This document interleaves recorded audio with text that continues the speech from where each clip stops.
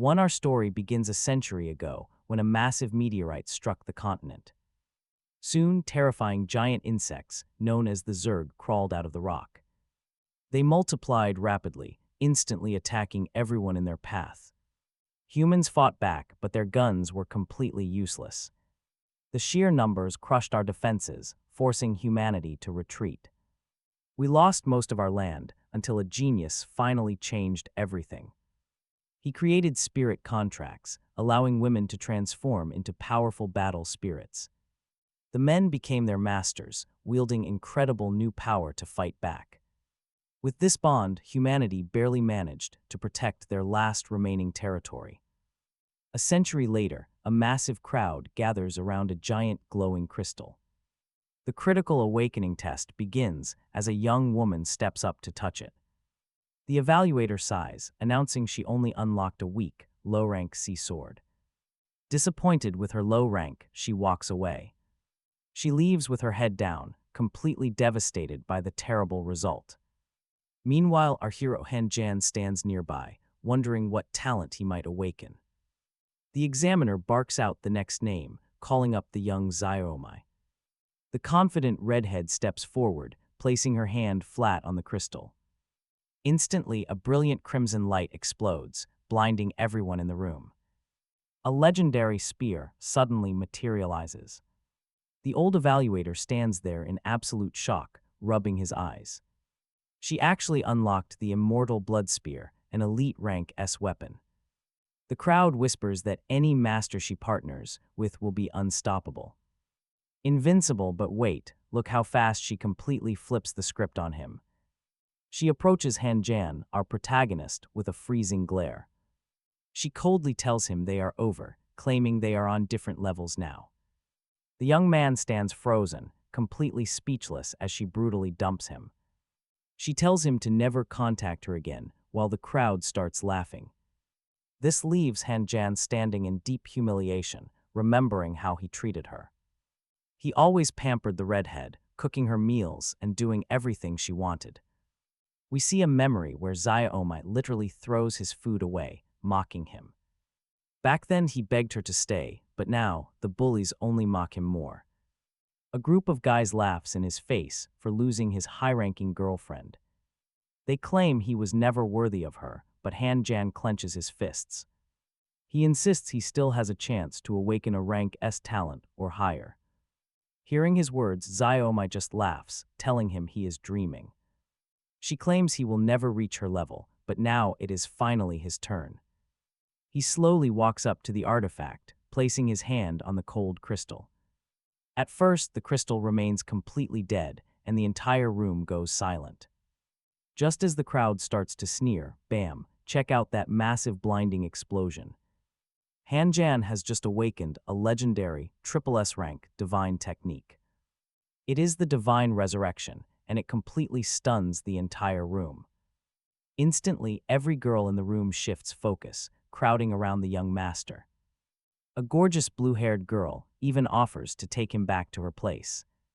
But our protagonist completely ignores them, turning his back on their fake praise. They had their fun, but now he turns back to business. He walks away, muttering that superficial girls will only slow him down. Time for a stats check. He pulls up his glowing menu. He has a divine tier talent. This changes absolutely everything. But right then, his toxic ex-girlfriend Xiaomai sneaks up behind him. The nerve of this girl, she actually asks if he wants to team up. Han Jan just stands there, completely speechless at her sheer audacity. He quietly activates his perception, scanning the redhead's true profile. She smiles, saying he finally has permission to hold her hand now. Incredible, his new vision lets him read all her hidden contract details. And just like that, he flatly rejects her terrible offer. He walks away, leaving her behind to search for a better partner. Nearby, two snobbish girls are loudly mocking a helpless E-rank student. They sneer at her low-level contract, saying she will fail out immediately. There is no way she survives here. Now meet this isolated girl. This is Xiaoyu, left completely alone and crying from their cruel words. She quietly wonders why everyone treats her like trash over a low rank. Overwhelmed, Zayui runs away blindly until she crashes straight into Hanjan. She nearly falls backward, but he quickly catches her in his arms. He asks if she is okay and then quietly scans her info. One look at her status screen and he completely freezes. Hidden beneath that E rank is one of the 10 strongest weapons in existence. This discovery blows his mind, while the shy girl remains totally silent. Hanjan gently strokes her hair, telling her it was no trouble. He smiles and asks if she wants to be his official partner. She blushes furiously, while the watching crowd of students fumes with jealousy. Seeing this, director Chen Pu steps in to stop this reckless decision. He warns Hanjan not to make such a careless mistake. You cannot choose a lifetime partner based solely on temporary emotions. Before Zayui can decline to protect him, a harsh voice echoes out. Wait a minute, an old brute stomps forward, screaming her name. This furious man is none other than Vice Captain Zio himself. He is the grandfather of Ziomai, the ex who just dumped Hanjan. The old man angrily demands to know why Hanjan threatened his granddaughter. He grabs the boy by the collar, his eyes burning with rage. How dare this brat act so arrogant and look down on them? He raises his hand to strike Hanjan, declaring his end is here. But suddenly a firm hand grips his wrist, stopping him instantly. It is director Chen Pu, calmly telling the old man to back off. The old brute demands a contract for his granddaughter before he leaves. Hanjan cuts in, making his final decision crystal clear. He will form a contract with Zayui, no matter what they say. He takes her hand, ready to finalize their partnership right now. She worries that she is just holding him back, but he smiles. She is more than worth it. He would choose her every time.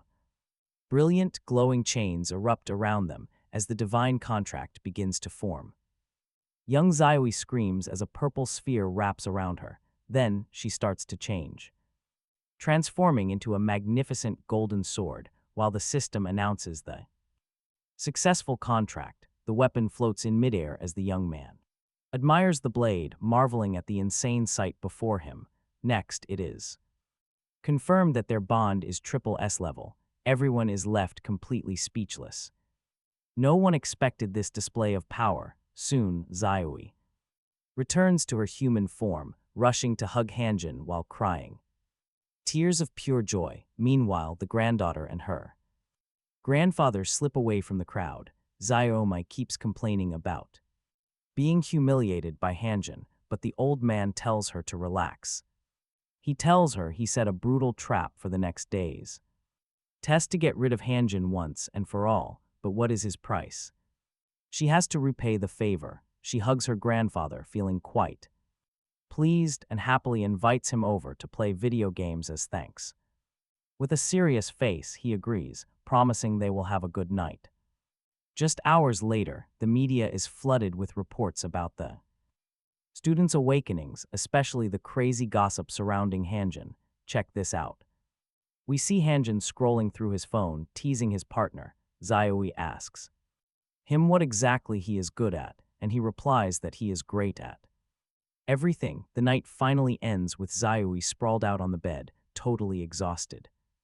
The next day in the cafeteria, food gets piled onto his plate. It is Hanjin himself, calmly having lunch with his new partner despite all the harsh gossip from nearby students about the pair being incredibly unbalanced. With one weak link and one powerhouse, Zayui begins to apologize for dragging him into such an awkward situation. But Hanjin comforts her, telling her to stop saying sorry all the time. He warns her to just focus on eating her breakfast, or else they will be late for the big evaluation. Suddenly, someone calls out to Hanjin, who quickly spins around to see who it is. Standing there is a young man named Wanglu Mao, who tries to show off right in front of him, questioning if Hanjin is truly that strong, but Hanjin doesn't even care about the weak bait, simply asking who this guy is. Wanglu Mao proudly introduces himself as Ziomai's new partner, acting incredibly arrogant. Next, Hanjin cracks a hilarious pun using the guy's actual name, which absolutely infuriates Wanglu Mao, the redhead Xiaomai clinging to her new partner grabs his arm and tells him to just ignore Hanjin. She calls our hero a complete failure, predicting he will soon be kicked out of the academy. As the two turn to walk away, Wanglu Mao mutters that this is far from over. The scene then shifts to a massive arena. There, the loud announcer shouts to the crowd that the exam is finally starting, explaining that the trial has multiple stages, and surviving just one means they pass. The place is barely crowded, but the evaluator quickly calls up the first pair of Xiaomai and Wanglu Mao. The redhead and her arrogant partner step forward, standing before the giant gate, fully convinced they will win. But when the gate slowly opens, a terrifying claw reaches out from the dark. Right then, a massive, grotesque level 7 insect crawls into the arena, covered in terrifying legs. With a grin, the young man declares it is time to begin the battle. His partner quickly transforms into a sharp spear, and Wanglu Mao prepares to face the creature. The monster attacks violently, but the young man barely manages to dodge the strike. He immediately counterattacks, unleashing a heavy strike right at the enemy. The spear blade starts to dig in, but it cannot penetrate the heavy shell. Leaping high into the air, Wanglu Mao decides to try a different angle. Fueled by pure rage, he dives straight back down toward the monster. He drives the spear straight through its hide, making the creature howl in agonizing pain. The devastating thrust leaves a massive, gaping hole right in the monster's chest. Spectators immediately cheer, completely blown away by the power of an S-rank skill. Up on the screen, everyone watches the defeated beast finally collapse to the ground. With the threat eliminated, we cut to a quiet VIP room far from the noisy arena. Here, a group of academy organizers closely monitors and grades the students' performance. Weiking, the strict head of the first district, is not impressed at all. He complains that they struggled way too much against such a low-level monster. To him, the entire fight was quite disappointing. But he gets slapped on the head by Master Li for talking pure nonsense. Next, the second district's leader, Lin Jingxuan, steps up to analyze the clash. He calmly explains why the duo should have ended the fight in one blow. He points out that the contract holder's chaotic lifestyle is ruining their sync. This lack of discipline is really holding them back during combat. Meanwhile, back in the arena, the announcer proudly declares that the pair passed. They even set a new record by climbing straight to level 6. But the crowd is busy gossiping, criticizing Han Jan for rejecting the S-rank redhead. Her stats are insane, and she would have been way stronger than Ziyui. Amid the chatter, the evaluator calls for the next pair to enter. As the evaluator calls them forward, our hero and his companion step up. Standing before the massive gates, Han Jan suddenly senses a strange shift in the air. The very second they step onto the field, things go completely off the rails. 10 massive level 1 monsters materialize all at once, charging directly at them. Han Jan is stunned. This was supposed to be a basic entry exam. The crowd laughs, mocking him for bringing such a weak companion to the fight. The announcer claims the difficulty scales based on their rank. But honestly, that is just a flat-out lie to cover things up. The truth is, the redhead's grandfather bribed the announcer to make Han Jan fail. He wants our hero to be completely humiliated in front of everyone. Watching the chaos, the announcer silently thinks Han Jan brought this on himself. He really shouldn't have gone around offending powerful people just the day before. But there's no time to regret it now as the beasts charge. The massive pack of monsters closes in on our duo with terrifying speed. Suddenly, the girl transforms into a stunning, glowing golden sword of pure energy. Han Jan grips the blade, feeling an unbelievable surge of raw power. With one flawless, lightning-fast sweep, he completely decimates all 10 beasts at once. The crowd watches in absolute silence, stunned by this unbelievable display. Everyone was completely speechless, unable to believe that the girl was only a rank. In the observation room, the organizers are also impressed by their strength. They just cannot believe what is happening right on their video screens. The first district leader is incredibly impressed by how the pair fought. They cleared everything in 1 second, which once took him 30 seconds, Lin Jingyuan. Notes that the academy rules are simply not meant for this overpowered duo. A tough-looking leader in the room speaks up about the situation. He claims this sudden difficulty spike was meant to test true talent.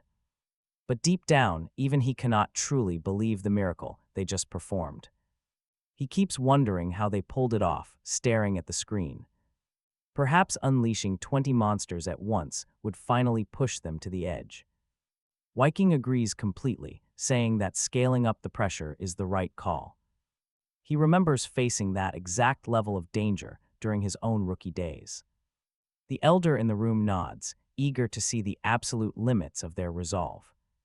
To test them, the higher-ups decide to immediately turn up the heat. They release 20 monsters into the arena, but Hanjan just stretches his hands. He casually jokes about finding a soulmate, completely ignoring the massive threat. Behind Hanjan, a massive vortex forms as his golden sword floats forward. A towering wave of blue light erupts, blasting straight toward the ceiling. It sweeps through the area, shredding every single monster in its path. As they crash down defeated, Hanjan casually asks if that is all. To him, it is just light warm-ups, leaving the entire crowd utterly stunned. Everyone in the audience immediately brands the young man as incredibly arrogant. Viking is thoroughly impressed once again by this unbelievable outcome. He instantly decides he wants this power couple on his squad right away. But Yaku, leader of the 3rd district, warns against sending rookies to the front lines. Sending them straight to war would just be wasting their incredible potential. An intense argument breaks out among the leaders over who gets the duo. They are desperate to recruit Hanjan and Zaiui for their own forces. Then the leader of the 4th district, Shenjeki, chimes in. He boldly points out that none of their districts are a good fit. Instead, they should be sent to explore the ancient ruins under his control. Annoyed, the other 2 leaders glare at the redhead. They tell Shenjeki to shut his mouth, but the elder suddenly stops the bickering. Raising his hand, the old man declares this was not enough. He decides to test them one more time at the absolute maximum difficulty. Watching from the corner of the room, a familiar figure looks on. Zaiui's grandfather is highly pleased with the elder's brutal decision. He wonders how Hanjan will handle this next level, down in the arena. A massive metal gate suddenly rises with a lone figure standing guard. The shady evaluator announces that they are raising the threat to the max.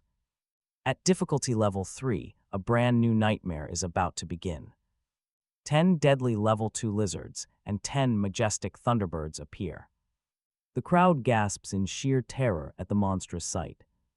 These beasts are known for their terrifying coordination and flawless teamwork. That brutal level of difficulty would easily overwhelm anyone, but for Hanjan. He just smiles. Finally, he has found a truly worthy challenge.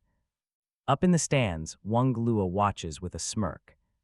He calls him arrogant, but the monsters do not care. With a deafening screech, the Thunderbirds charge.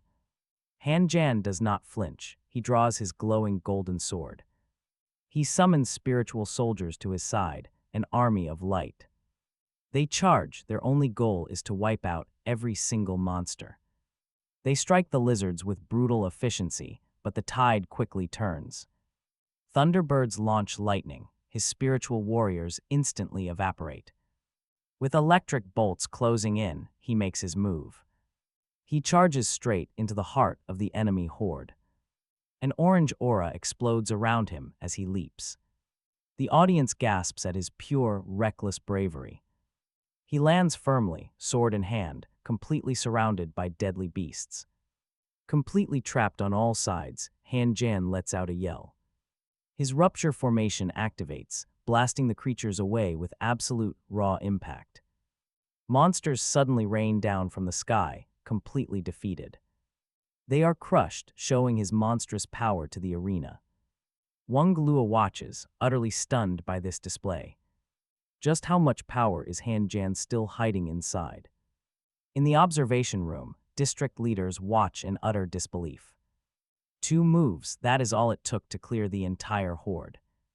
An old master in the corner watches. He observes the battle unfold. Xiaoyi's abilities were boosted, drastically so, during this fight. The old master is intrigued. He immediately summons his butler. With incredible speed, his loyal butler appears right by his side. The order is clear. Use your unique, highly specialized ability immediately. We must uncover the boy's true power level immediately. But the butler admits he already tried. He attempted it during the trial. Nothing, he could not read a single thing from him. It is a mystery, just like the case of young Ling Zhen. Shocked, the old master turns. This news is hard to believe. Did the crystal malfunction? Was it because of Xiaoyi's monstrous power? The butler nods. That is indeed a very strong possibility. Even so, Master Shut remains unconvinced. This entire situation is incredibly strange. He makes a decision. Ling Zhen must meet Han Jan as soon as possible.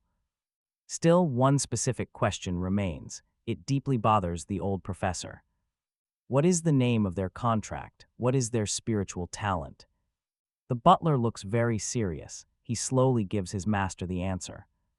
Their talent is called Shenong's tripod. Back in the arena, things are moving. The evaluator asks a question. Is Han Jan sure he can proceed?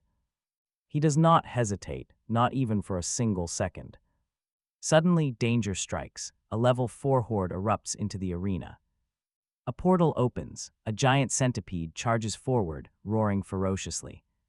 Han Jan easily slips past the lethal strike, barely breaking a sweat. Suddenly, a massive surge of melodic energy begins radiating directly from his weapon.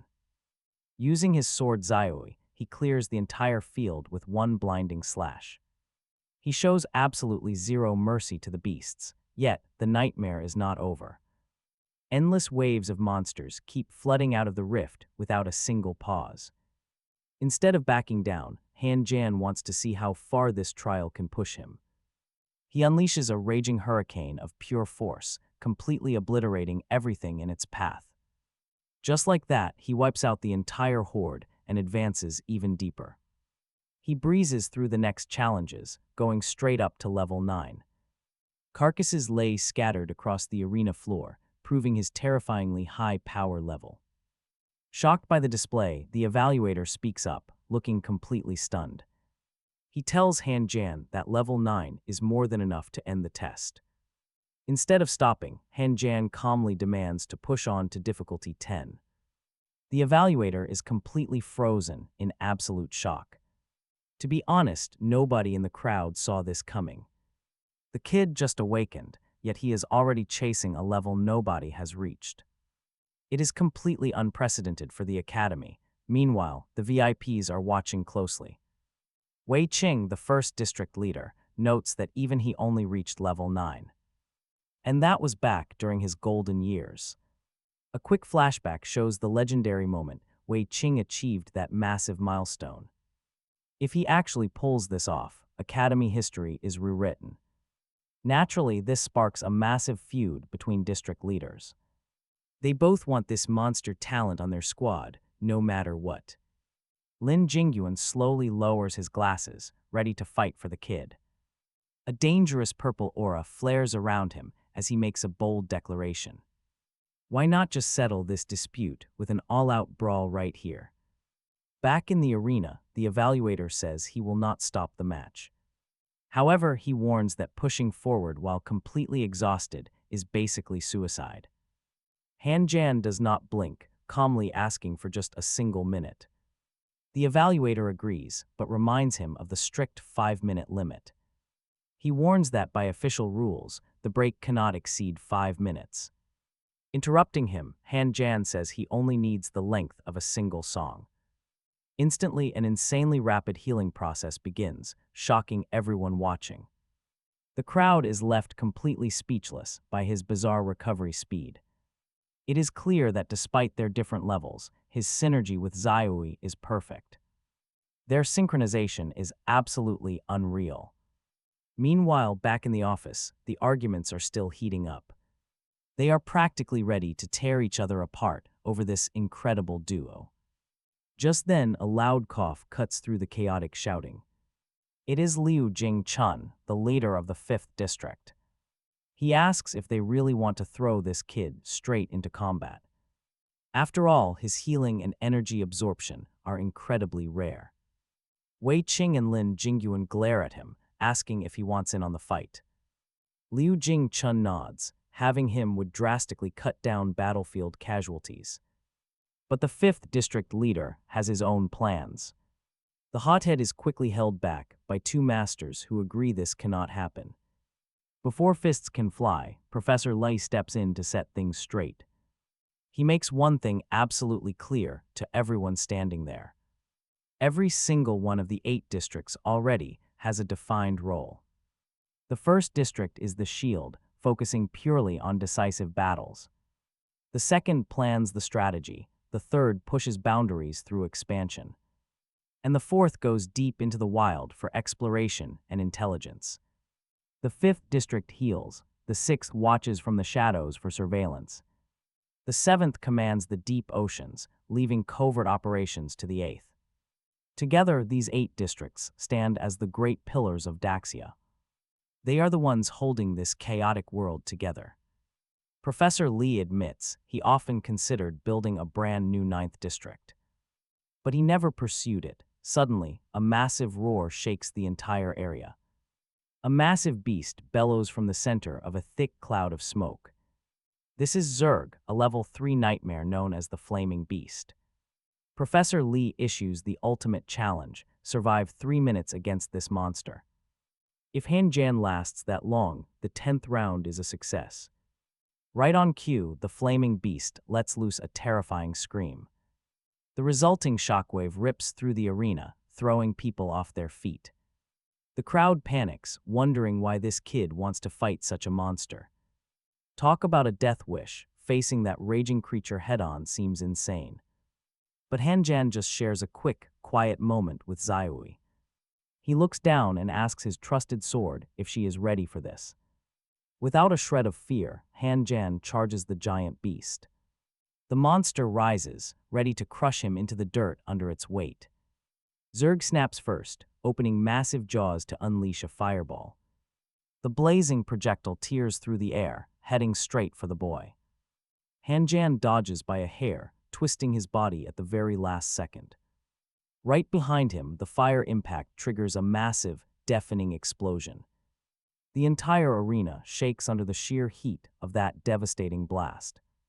Seeing his opening, Hanjan pours every drop of mana into his blade. No time to waste, he prepares his power for a deadly counterstrike. He leaps into the air, hovering above the ground with a loud roar. The raw energy swirling around him is so intense it warps the air. The resulting shockwave literally blows the wig right off a bald spectator. The surrounding crowd is struggling just to stay on their feet. Everyone has to shield their faces from the blinding pressure of his power. With everything charged, Hanjan fires a massive gust of wind at the beast. A massive tornado forms. It spins faster and with terrifying speed. Zerg tries to stand its ground, but the overwhelming gale is too much. The flaming beast realizes it cannot fight against this kind of absolute force. In an instant, the massive creature is swept up into the sky. The giant beast spins helplessly through the air like a broken ragdoll. It lets out one final, desperate cry as it flies out of control. Within just a few short seconds, the colossal threat is entirely wiped out. Shattered completely, the overwhelming gale leaves only tiny floating debris. Drifting through the air, the crowd watches in absolute, utter awe. They cannot believe the completely absurd, godly power he just unleashed. To clear this trial, even the jealous redhead Xioma and her partner Wang Lu Mao are visibly shaken by his strength. He dominated, but Hanjan secretly knows that keeping up such a brutal level of power will eventually wreck his physical body. It is a heavy toll. Suddenly, his virtual surroundings start to blur and warp. The simulation is over. At that exact moment, a stranger appears, highly pleased that Han Jan passed the test. He passed. Our hero has officially advanced directly to the next level. The boy asks who he is. The man calmly introduces himself as Lin Jingyuan, a prominent and highly influential figure in this region. This powerful leader oversees one of the central districts. Without any hesitation, he skips the small talk, asking the boy a very uncomfortable question. Lin Jingyun asks who will win the war, and Han Jan answers that the Zerg might win temporarily, but humanity will never truly lose. He vows to fight at all costs so that his people can finally live in peace. Hearing this honest answer, a bystander starts to applaud with intense enthusiasm. It is a mysterious elderly man walking up. The senior approaches and directly asks if Han Jan wants to be his disciple, while Lin Jingyuan introduces him as the legendary master Li Shuang. The boy is stunned. This old master is Daxia's most respected patriarch, a living legend. Instantly, we flash back to the veterans, past from 100 years ago, when 3 massive Zerg emperors united to crush Daxia. In their darkest hour, Li Shuang stood entirely alone. Against the beasts, he slaughtered them all, saving his homeland from ruin. Back in the present, Han Jan asks if the legend truly wants him as his personal disciple. Li Shuang firmly nods. The young man respectfully bows, deeply honored to be trained by such a hero. Out of every student there, Han Jan was the absolute perfect fit. For the old master's extremely high standards, he is finally chosen. Since it is their first formal meeting, Li Shuang offers a gift. He hands him a simple ring. In reality, it is a special artifact for storage, forged from the actual bones of a slain Zerg emperor. The master warns that this ancient ring possesses a terrifying, heavy, and deadly aura. Han Jan must treat the new possession with care. It is a double-edged sword. This ring completely terrifies weak Zerg pests, but conversely, it makes high-tier monsters much more hostile toward the wearer. The old man states that if Han Jan hesitates, he does not have to use it, but our hero states with absolute certainty that he accepts all risks and wants the ring. The old master smiles. He is glad his new disciple is no coward, while casting a mocking glance at the nervous examiner. Immediately after, the new master warmly congratulates both young Han Jan and his loyal partner Xiao. Their outstanding performance in the exams, inviting them out for a meal. Right after that, they head over to a nice restaurant to celebrate. The big victory in the arena deserves it, especially with a new disciple.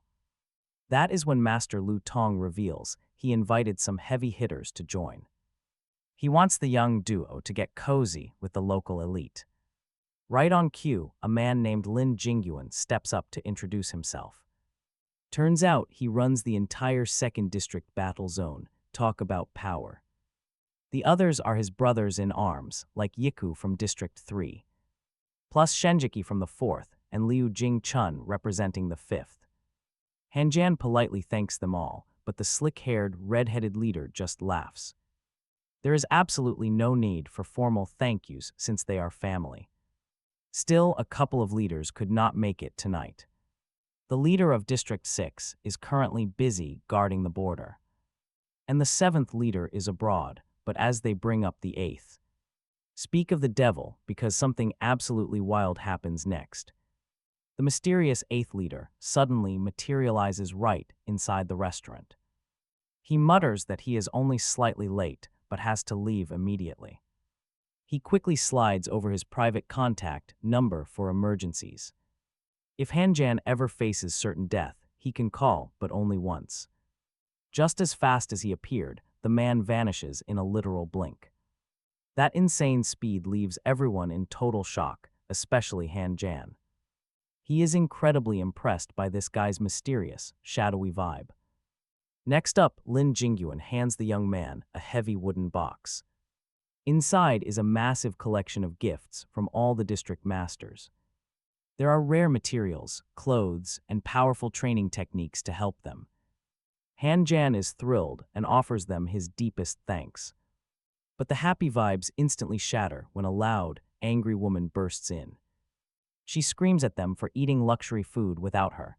Zio freezes. She is mortified beyond belief when she recognizes the noisy intruder. It is her own aunt making a massive, embarrassing scene in public. The bitter woman loudly snaps that the girl usually eats cheap meals at home. She accuses Zio of running away to play now that she has power. Before the girl can even explain herself, the furious aunt lunges. She tries to brutally slap Zio right across the face. But Han Jan moves like lightning, catching the old woman's wrist. He completely blocks the slap. The furious aunt immediately tries to yank her arm back. She screams at him to let go and stay out of her business. Shrieking at the top of her lungs, she accuses Han Jan of being a leech. She claims he is just using the girl for her newly awakened powers. Then she demands money, claiming she spent a fortune raising Zio. This is the absolute final straw. Zio is shaking with pure rage. She finally snaps and screams at her aunt to shut up already. She cannot stand to hear another word of this pathetic nonsense. But the shameless aunt just screams that the girl is being completely disrespectful, which is incredibly ironic, considering she is the one who raised her. Creating a scene, she screamed that her uncle from the 4th district would be deeply disappointed by this disrespect, threatening everyone in the room. The leaders at the table exchanged confused glances, wondering who on earth this mysterious uncle from the 4th district she kept bringing up actually was. Utterly classless, the old woman screamed, demanding to know who that young man thought he was to grab her arm, even pointing her finger directly at Master Li Shuang, asking with sneering contempt if he was just Hanjin's grandfather paying the entire bill. She warned that if they truly wanted to take the couple, they would have to pay up with gold, houses, and cars, threatening to call her powerful relatives from the 3rd, 4th, and 5th districts to handle them. Having completely run out of patience, the old master ordered the leaders to act fast. Shut this ridiculous woman up immediately, terrified by the old man's fury. The young men started dialing frantic calls, demanding to know how. Security had even let this woman slip into their secure districts. Meanwhile, she kept threatening everyone, screaming that she feared nobody because of her massive connections, who would easily destroy them all. Right at that exact moment, the woman's phone rang loudly, instantly interrupting her obnoxious screaming right. The restaurant, answering it, she got a legendary verbal beatdown from some person on the other line, who coldly declared that starting today, their families were completely dead to each other. Talk about instant karma, master. Li Shuang mockingly asked where those powerful contacts she boasted about were. Meanwhile, on the phone, Uncle Nu furiously warned her never to drag him into this terrible mess again, telling her to leave the young couple alone because Hanjin and Zaiui were under the direct protection of the great leaders. The sheer shock sent the phone clattering to the floor as the aunt collapsed in total disbelief. Frozen by what she had just heard, she had absolutely no way out.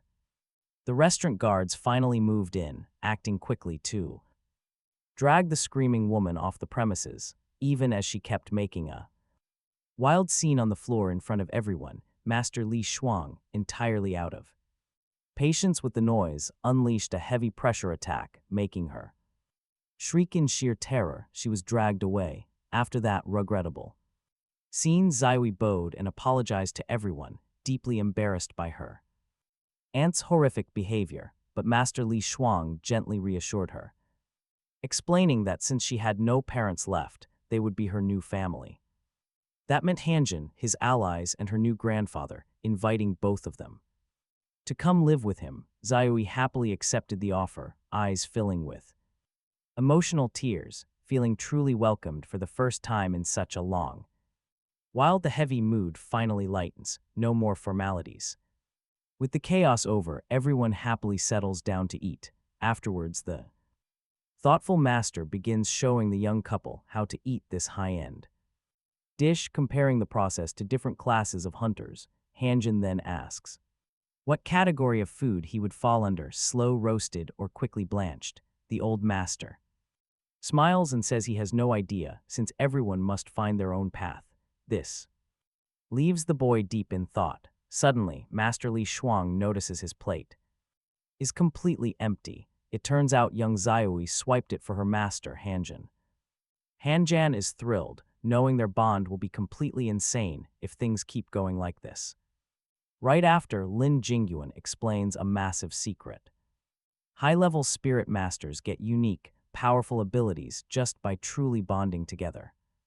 Here is the real secret. Spirit partners can actually take on two forms. They can shift between a human form and a powerful, materialized weapon. He even points out that the regional leaders' wives are doing exactly that right now. They are bravely fighting off border monsters, but Lin Jingyuan has one pretty juicy secret. Talk about a massive twist, they actually need to get pretty intimate first. It is the only way to truly lock in and strengthen their contract bond. Then they ask Han Jan why he chose a bottom-tier, E-rank partner. But he explains his special talent, which upgrades any contract into something insane. It turns a weak bond into an infinite potential, triple S-rank power. The leaders are completely stunned, wondering if such a wild cheat actually exists. They are completely speechless. This is a total first for them. Han Jan continues, explaining he would never pick just any ordinary partner. It was all to unlock a deeply hidden, godly power within her. Keep quiet, his master seriously warns him never to speak of this. This secret must never get out. Moving on, the leaders share some massive news. Great Shia has actually expanded its borders by 20% against the Zergs. The old master gets incredibly hyped, instantly raising his glass for a toast. He eagerly toasts the group. The entire dinner ends on a high note. Everyone cheers together, celebrating a bright and victorious future ahead. Once the party winds down, Old Li guides the young couple to their new home. Time to rest, Han Jan jokingly asks his master a quick question. He asks if the old man is already completely drunk after so many drinks. But the old master just laughs it off, proving he is completely sober. He is totally fine. Stepping inside, Han Jan is completely speechless. Our hero never expected the old man to own such a massive, luxurious mansion. With a deeply nostalgic look, the old master shares a quiet, personal detail. He softly explains that this home holds a very deep, painful meaning. It stands on the exact spot where his beloved wife spent her life. Han Jan is quite surprised, never knowing his master had even been married. He innocently asks if his wife is still around the house somewhere.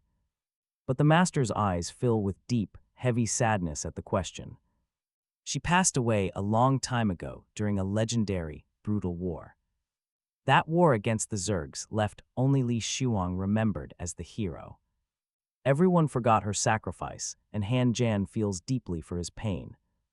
He immediately regrets asking about her, knowing he touched an old wound. The old man gently tells Han Jan to treat his partner well. He needs to cherish Xiaoyi while she is still alive by his side. She represents the other half of his spirit, so Han Jan asks her name. He respectfully says that as long as someone remembers her, she lives on. Her legacy will never be completely wiped out or forgotten from history. The old master smiles warmly, revealing his wife's name was Ling Mei. But while he was desperately battling those other two terrifying beasts, she perished, insisting she deserved all the honor for saving Daxia from extinction. Turning around, the old master tells them to go sleep. Now, hours later, the elder sits in the backyard, watching the stars. Deep in thought, quietly remembering his late wife, suddenly the young couple comes to keep him company, giving their master a sudden start. They explain they want to keep him company now that his wife is gone. This gesture reminds the old master of himself, and his wife in their youth.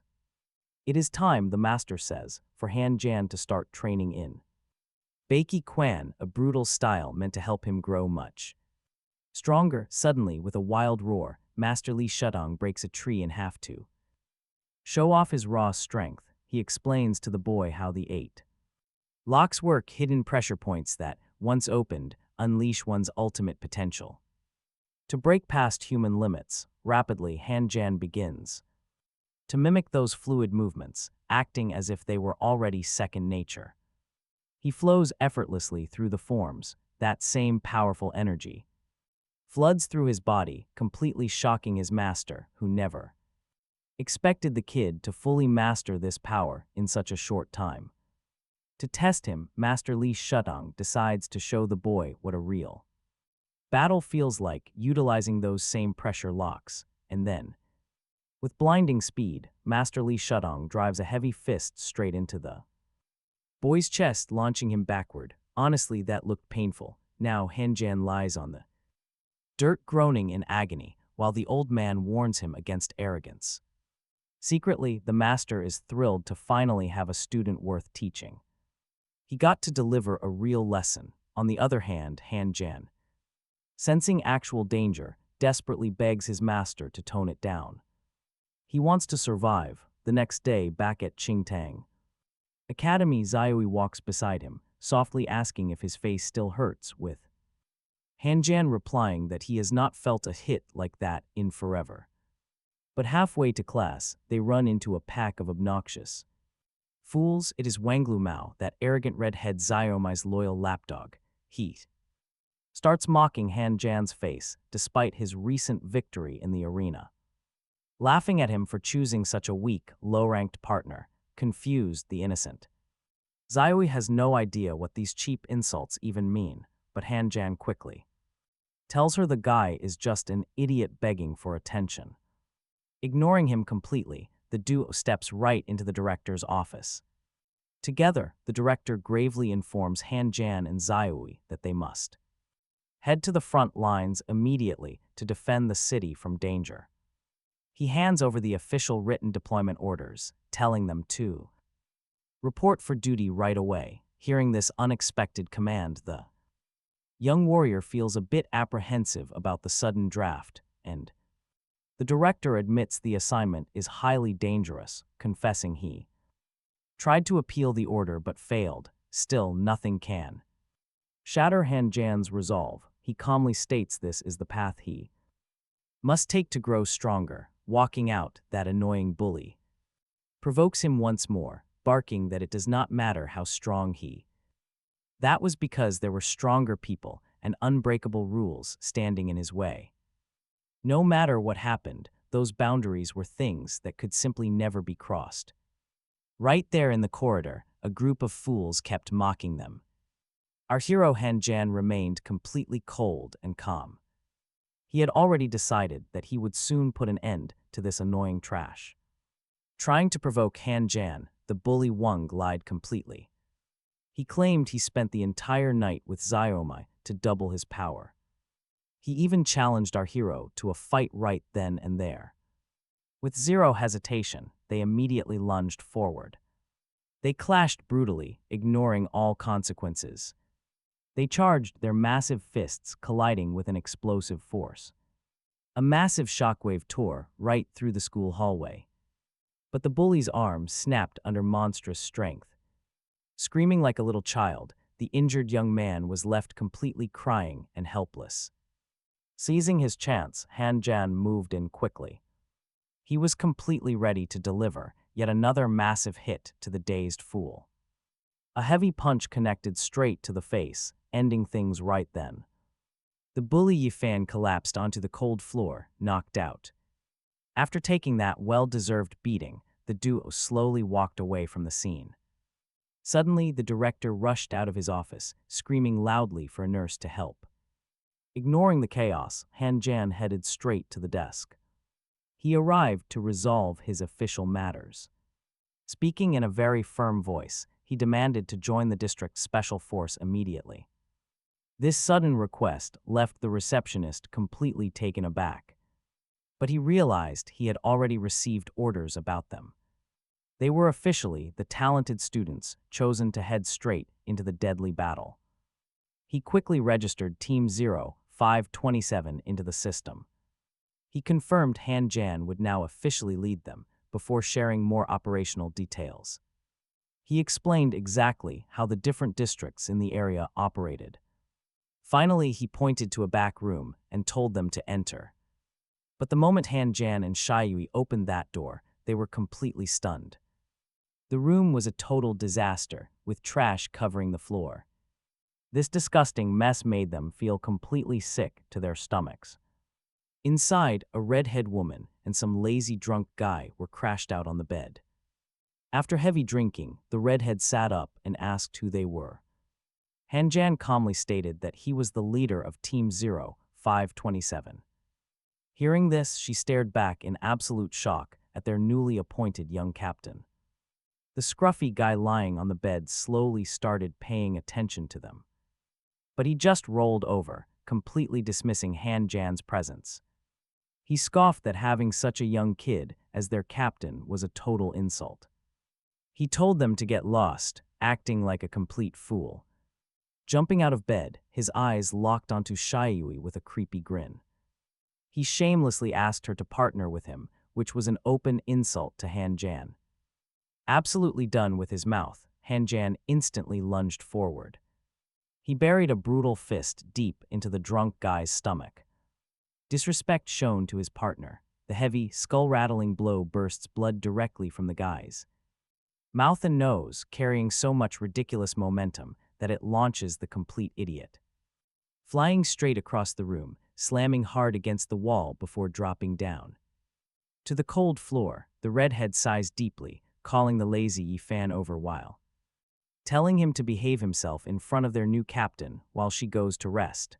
But he only asks Hong Yingwei for some spare cash. In response, the annoyed redhead simply slams the door in his face. Now standing, Yi-fan complains that their squad is dead broke, completely unable to even afford cheap liquor to drink. Booting up the computer, he openly doubts that Han Jan can do anything help their situation. Next, Yi-fan pulls up their team standings on screen. To compare their rank to other squads, the harsh truth immediately hits home. They are dead last, slumping back into his seat with a sigh. He warns that upcoming staff cuts will get them kicked directly into the lower district. He explains that this place is a lawless wasteland run entirely by complete chaos, where surviving on a daily basis is an extremely brutal struggle.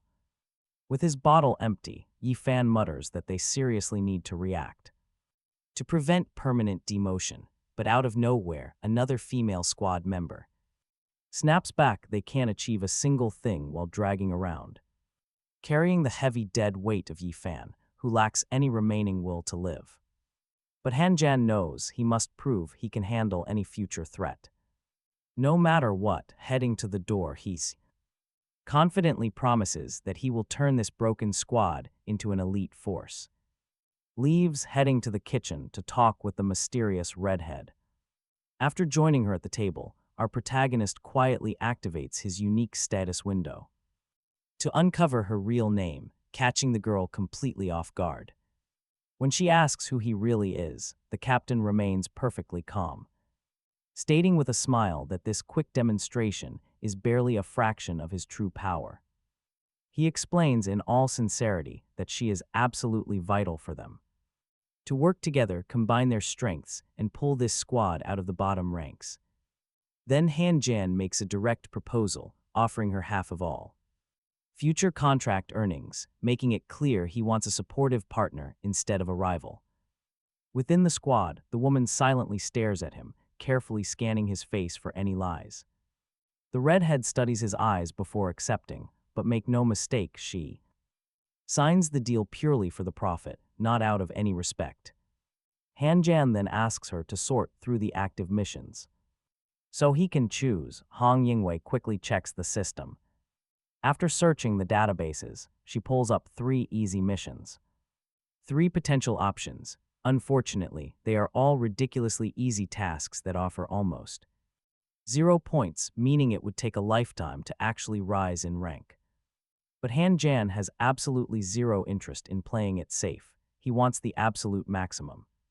Points possible, without a single second of hesitation, he selects the Zerg extermination. Talk about a total death wish, but the reward is insane. The risk, Hung Yingwei immediately freaks out, telling the new captain that he is completely insane. She warns him that the system recommends at least 6 skilled fighters to even survive. Even so, our hero refuses to back down. He smiles. He tells her he will handle this alone. Like it is just an easy test. Cut to some angry extras. They just found out their mission was taken by someone else. Furious, they resolve to hunt down whoever did this. They want answers, real answers, and they want them now. Meanwhile, the main group is walking deep into the danger zone. The redhead warns him. Her detector shows 8 level 2 insects. They might have a nest. Hanjin just laughs, completely relaxed. He is totally confident. Then, out of nowhere, something happens. Hanjin moves fast. He catches everyone completely off guard. Without warning, he charges directly toward the hidden targets. He knows exactly where they are. The redhead panics instantly. She bolts after him, terrified he might get killed. She dives in. She wants to help him fight the swarm. But when she finally catches up to him, well, watch this. The monsters are already dead, every single one of them. They lie scattered on the ground. She stands there, speechless.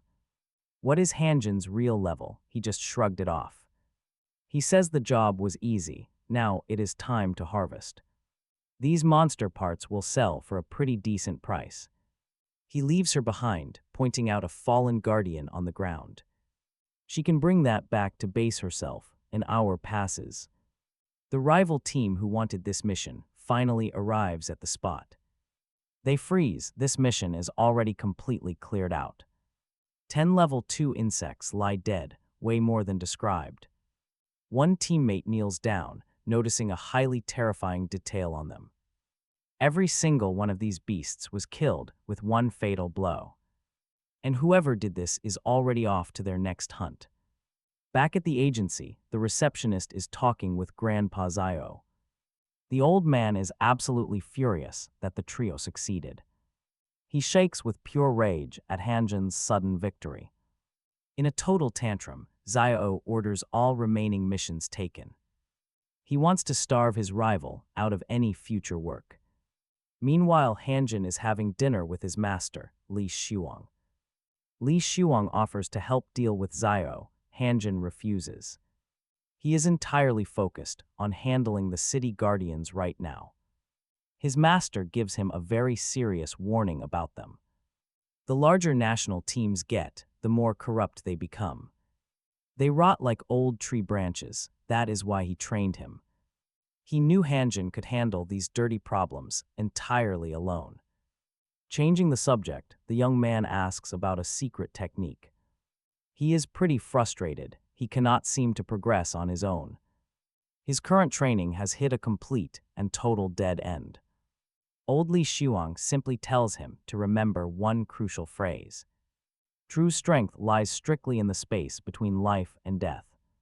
As time passes, Han Jan is seen resting peacefully on the living room sofa when Zio steps in, looking pretty awkward. She says she needs to share his room tonight. To make matters worse, she explains that the professor locked every other room in the house on purpose. Han Jan politely offers to sleep on the hard floor to avoid bothering her, but she stops him, insisting that there is more than enough space on the bed for both of them. Soon, the night settles as they finally lie down and rest side by side. Next morning, they head to the team room to clear the air with the other duo. But when those two find out who Han Jan really is and what he accomplished in the academy exam, they are completely shocked, overcome with shame. They apologize for underestimating and mistreating the talented recruit when they first met. The redhead, Hong Yingwei, admits that someone as strong as Han Jan is just wasting his time with a failed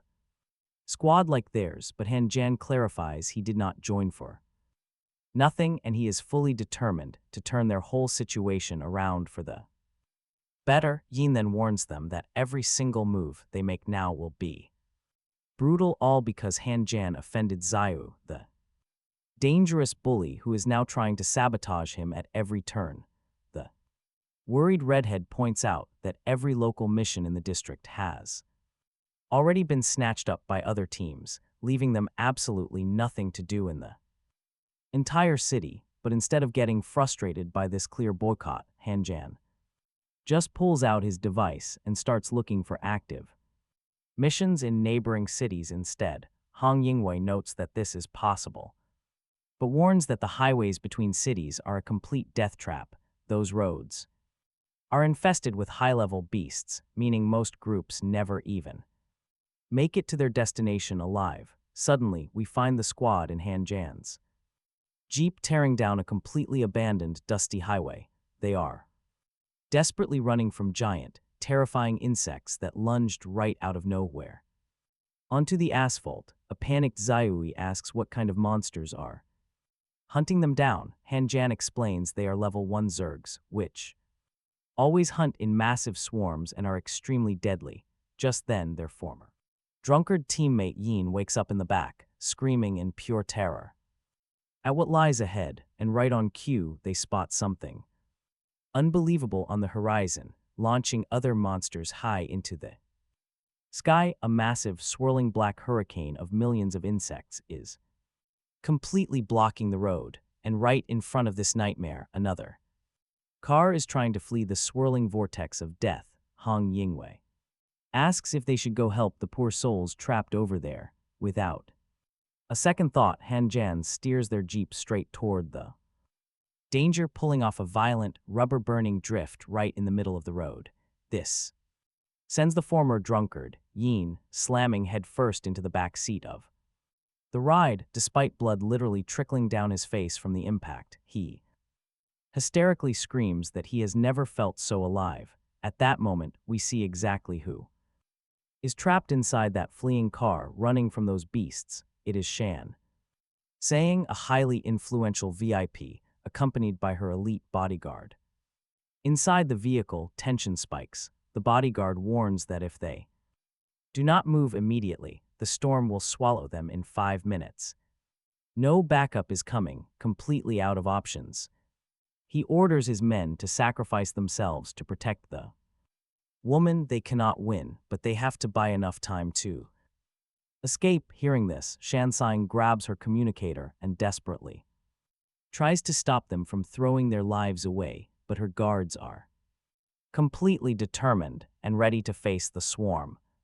The escort vehicles drift across the road, initiating a countdown to strike. Then, in an instant, 2 soldiers fire missiles straight into the massive, swirling swarm of bugs. However, the explosions do absolutely nothing to the dark storm. Tragically, the terrifying wind sucks the brave men right in. While her protectors are torn apart outside, Shansang remains trapped in the truck, weeping helplessly as she listens to the agonizing screams of her dying squad. Suddenly, a deafening noise echoes from outside, catching Shansang off guard. Just then, an intense golden light slices through the black sky with a blinding brilliance that makes the terrifying bugs hesitate for a moment. It is Han Jan, unleashing massive energy beams into the living hurricane, carving a giant path right through the dark tempest. Inside the vehicle, Shan, sighing, and her guards stare in absolute disbelief at the hero's absurd power to obliterate the massive swarm all by himself. But the insect storm quickly reacts, launching a barrage of sharp black projectiles straight at Han Jan. Yet, right before they hit, the former drunkard Yi Fan jumps in and uses his own body as a human shield. Because of the brutal impact, Yi Fan is violently pierced, collapsing onto the truck bed with multiple black spikes impaling him. Panic-stricken, Han Jan rushes over to pull the spikes out, shouting in worry that they must hurry because the weapons are poisonous. To his complete shock, the spikes push themselves out of Yi Fan's body, and the deep wounds close up instantly. Watching this incredible recovery, Han Jan realizes something absolutely mind-blowing. This is not just high physical defense, Yi Fan actually possesses an double S-rank immortality talent. Naturally, this sparks Han Jan's curiosity about how it works, since such a power makes him completely unkillable. Feeling pretty proud of himself, the immortal Yi Fan boasts that if the hero begs nicely, he might reveal how it works. Han Jan just shrugs, completely ignoring the childish provocation. Shortly after, as they speed along, young Xiaoyi announces that they have reached their destination, leaving Yi Fan utterly shocked. Right then, an even larger pack of grotesque insects charges forward. Blocking their path, Han Jan tells the young Xiaoyi that he needs her weapon form to wipe out the entire swarm. As the monsters close in, our hero prepares to strike. He unleashed a devastating strike, a whole pack of monsters cut down instantly. This left Yin completely speechless. Meanwhile, the redhead Hong Ying admitted she was seriously impressed by Han Jan's growing strength. At the same time, new notifications started flashing across the screens. It showed that every single mission was being completed. Several high-ranking officials met to discuss local progress. They watched in absolute shock, as every single city mission was being cleared by this incredible squad. Wait, what? Han Jan's squad was clearing things incredibly fast. Annoyed, they got into their jeeps. They wanted to personally confront this mysterious team. Since they were already nearby, they also planned to clear the giant demonic serpent horde themselves, but a heavyset guy in the group noticed something ahead. Too late, Han Jan's team had already finished that task too. The leader instantly ordered his driver to turn the vehicle around because he needed immediate explanations. A scarred young officer even tried to stop his reckless boss from confronting them, fearing the absolute worst. Soon, another vehicle was shown leaving the city, namely Han Jan's car, carrying the hero alongside the immortal Yin and the girl in blue, Xiaoyi. The scene shifts to the main headquarters of the city guardians. Inside a luxurious office sat Su Mingyuan, the third most powerful figure in the city's command. He stared at the system data on his screen, wondering in absolute disbelief how all those tough missions were cleared so fast. Right then, an aide came to inform him that Han Jan's squad had just entered the zone and handled all those monsters alone. His assistant quickly arrived, bringing along the physical files for the case, and Su Mingyuan ordered everyone else out of the office. Intrigued, Su Mingyuan immediately began searching through the system's classified database, wanting to make sense of this bizarre anomaly. He carefully dug deep into the history of every single member of this mysterious new group. To his growing alarm, the commander soon discovered that every person on the roster was classified as top secret, which made absolutely no sense. But out of all those restricted profiles, one file caught his eye immediately. He found that the profile of our main hero, Han Jan, was completely blank, making him think it was just a system glitch. But before he could check any further, the desk phone started to ring. On the other end of the line was none other than Lin Jing Swan, the powerful director of the 2nd District. Without wasting any time, he ordered Su Mingyuan to shut down the search immediately, warning that those files were far above his clearance level. He obeyed Lin Jing Swan's orders, but he still couldn't wrap his head around it, wondering who Han Jan really was and how he possessed such insane power. Meanwhile, back on the battlefield, a giant centipede was charging straight toward our hero. The massive beast was already covered in deep wounds, letting out a painful shriek before being finished off once and for all by Han Jan. That marked their 18th completed mission of the day. Curious, Han Jan asked what their current ranking was, and the redhead Hong Ying. He began scanning their ranking in the system, while Yin was totally thrilled. She praised their amazing performance, pointing out that they had actually managed to rack up 1,800 points, though they were still dead last on the board. This news completely shocked everyone. Yin immediately suspected that something was seriously rigged against them. It did not take long before they finally figured out that over a dozen rival teams had teamed up to sweep the remaining quests together. Naturally, that dirty tactic pushed those team scores sky high. Compared to Han Jan's squad, the crew quickly realized what was going on. This was definitely another cheap trick from Zio, yet Han Jan stayed completely cool and told them they still had a pretty solid shot at making a comeback. Next up, the squad decided to head straight toward Deep Blue City, shortly after arriving. Han Jan and his partner Zio paid a visit to Old Master Li Shuang. The old master immediately asked how their recent missions had gone. Han Jan explained that they had scored some points, but the final results were pretty disappointing. As they talked, they brought up the mysterious lady they had rescued from that terrifying insect storm out on the road. Master Li Shuang explained that this girl came from an incredibly wealthy and highly influential family who held a ton of power across the entire region. He admitted that he always viewed her as his very own granddaughter, someone he had watched grow up and would protect no matter what. The old master revealed that the young lady, Shang Xing, was deliberately sent to that deadly area just to stop her from completing her journey. Fortunately, Han Jan's timely rescue kept her completely safe. Right then, the old master smiled and mentioned a very special reward he had prepared.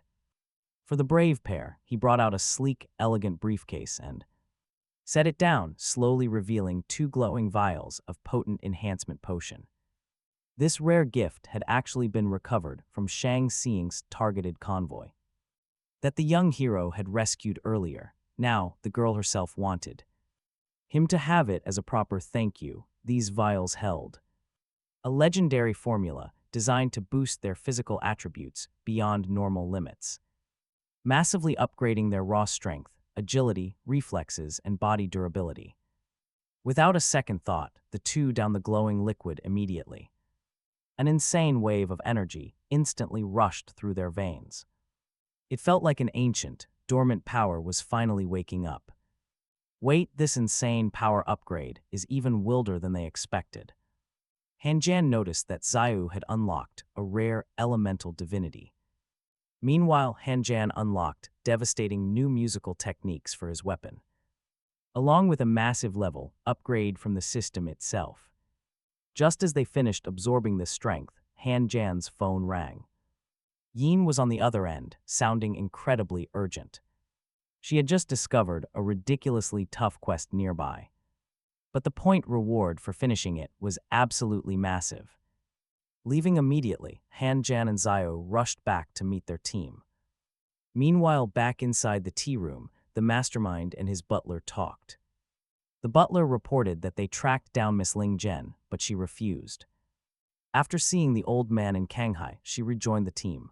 Right away, the redhead questions Han Jan, asking if he is seriously willing to take on this mission and hunt down that monster. She desperately warns him how dangerous it is.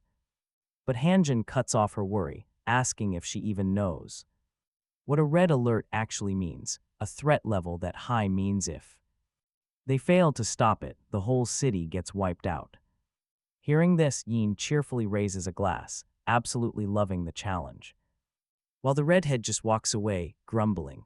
Meanwhile, on top of a nearby, those arrogant extras stand together on a high roof, watching a massive lightning storm tear through the district. They whisper anxiously about this deadly new mission, wondering why their superiors did not just give the task to them. Suddenly, one of them spots Han Jan's group approaching and laughs, saying they will make great bait for the monster threatening the region. As Han Jan and his team enter the storm zone, he warns everyone to stay extremely sharp. The redhead warns that there is no turning back. No turning back now. They step right into the danger zone. They find themselves inside a massive, eerie space that looks like a warehouse. Zioe whispers that she feels like they are being watched by something. A heavy dread creeps in, terrified by the absolute silence. She tightly grabs Hanjin's arm, pointing out the creepy, whispering sounds. It gets worse. She claims the very air is draining their life energy. The redhead nods, warning that staying here will only make it worse. If they do not move fast, they will be completely depleted. Efon checks the mission files. Only 30 minutes remain. They must move to finish this, or they will end up as food for the monster. Suddenly, the redhead points ahead, asking if that is the target sphere. Directly in front of them, a massive, pitch-black sphere floats in the air. Hanjin stares silently, wondering if smashing this thing will actually be enough to save the city from destruction. But right as he prepares to strike, the ground starts to warp. Quicksand, the ground swallows the redhead and Yin instantly. Massive stone walls erupt from the earth, completely trapping them, a nightmare. This is the Explorer monster's second ability, bringing inanimate objects to life. It can manipulate weapons, tools, and even control the very ground beneath them. Realizing the danger, Zayui transforms herself into a spiritual sword to help. Hanjin grips the blade and unleashes a heavy barrage of strikes. The blows explode on impact, but the cracks instantly begin to heal. Hanjin grinds his teeth. This insane level of regeneration is completely absurd. Walls close in, he is trapped completely. Suddenly, a hideous Zerg lunges at his back out of nowhere. Hanjin barely dodges in time, sending the beast crashing into the wall, which swallows it whole. Without wasting a second, the two run to escape. Meanwhile, the camera cuts back to the group of rivals on the skyscraper. Their leader warns them to stay alert, but suddenly, a redhead. The squad was pretty confident they could handle whatever came next. But right on cue, the ground shakes and those creepy stone walls rise again. Trapped once more, Hong Yingwei screams out a warning as mist rolls in. A dark shape looms in the fog. That is when a soldier notices something off. Their captain is acting bizarre. He tries to speak to him but gets violently grabbed. Choking and desperate, he looks closer and gasps. It is an insect invasion. The bugs are piloting the captain's mind, and instantly they target him next. Those nasty parasites burrow right in. Meanwhile, Hong Yingwei is still trapped. She stands with her immortal ally and throws some dry sarcasm his way. Calling him lucky for never having to worry about death, he is not having it. To him, this eternal life is not some holy blessing, not even close. It is a never-ending curse. He sighs and points out a pretty grim fact. Honestly, nothing matters anymore, since they are completely stuck in this dump. Hong Yingwei is done talking. She channels massive energy into her palms. She blasts a powerful spell straight at the massive stone blocking their way. The barrier starts rotting from the inside out, spiderwebbing with deep cracks. It completely explodes into dust, and through the smoke, a figure slowly appears. She thinks it is Captain Han Jan, but she instantly screams a warning. "Watch out," she yells, but our hero easily dodges the sudden strike. He leaps back and lands perfectly on a pillar as the group reunites. A massive stone hand silently reaches out from behind them. It slams down to squash the teammates before they can even react. At the absolute last second, our hero jumps in and shatters the hand midair. With one clean strike, it is gone. He yells for everyone to run. This is far from over. Right on cue, a giant monster fully reveals itself. Rising like a living mountain, the hero starts channeling his special skill. He activates his swift wind, whipping up a violent hurricane to protect them. But the Titan sweeps right through it, landing a direct, devastating hit. It sends Hong Yingwei and the drunkard flying back with insane force. The shockwave shakes the entire area. He shouts that they must destroy its core. "Find the black orb," he says. The other two tell him to go. They will hold the line and buy him time, but then the monster lunges. A massive rocky fist comes hurling down. The immortal leaps right in front. He deploys his energy shield and takes the brutal impact head-on. He gasps out that he can only block like this 6 more times. They must move fast. That block creates a perfect opening for our hero.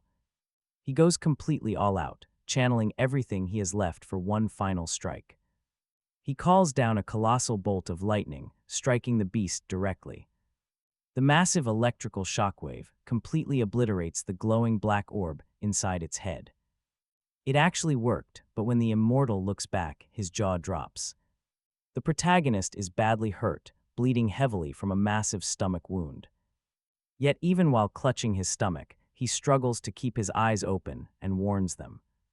He tells them to run. Just then, a massive, horrific bug crawls out. It is towering over them, ready to finish what it started. Glaring down with pure malice, the beast promises to wipe them all out. Everyone standing there, right out of the smoke, Gongyang Jin appears, calling the veteran explorer a pleasant surprise as she tries to negotiate. She coaxes the beast to use its illusion skills for their partnership. Shielded by the smoke, Hanjin questions his teammates' bizarre behavior. Gongyang Jin starts weeping, terrified as she feels her own body betray her. Her face suddenly twists, and she screams that she wants them all dead. Hanjin stares closer, catching a strange, hollow flicker in her eyes. That is when he realizes she has already been heavily infected. A parasite is nesting inside her, a mind-controlling beast of the Zerg. These creatures turn people into puppets. Decades ago, a legendary warrior got taken over by one and completely wiped out a whole city. It took a massive, costly joint operation to finally bring him down. The world assumed this nightmare species had been dead and buried. They were extinct for 32 years, but wait, is that one right there? Hanjin asks Yan to buy him some time to gather energy. But after devouring the junior explorer, the monster is growing. The enemy core swells 10 times larger, meaning Hanjin must move fast. He needs Yan to hold the line for just a single song.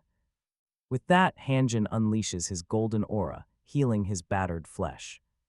Gongyang Jin screams in madness, urging the giant beast to strike. The creature obliges, launching a devastating blue energy beam at them. Yan steps up instantly, throwing up a massive glowing shield. The barrier holds, tanking the brute force of the laser. Sensing resistance, the beast uses Gongyang Jin to distract the old man. It tries to claw its way into Yan's own mind next. But Yan acts fast, headbutting Gongyang Jin to break the connection. The impact forces a nasty bug right out of her skull. It's the exact same parasite that took down the other squad leader. The squirming insect tries to bite, but Yan is much faster. He smacks it aside, knowing he only has 2 immortal revives left.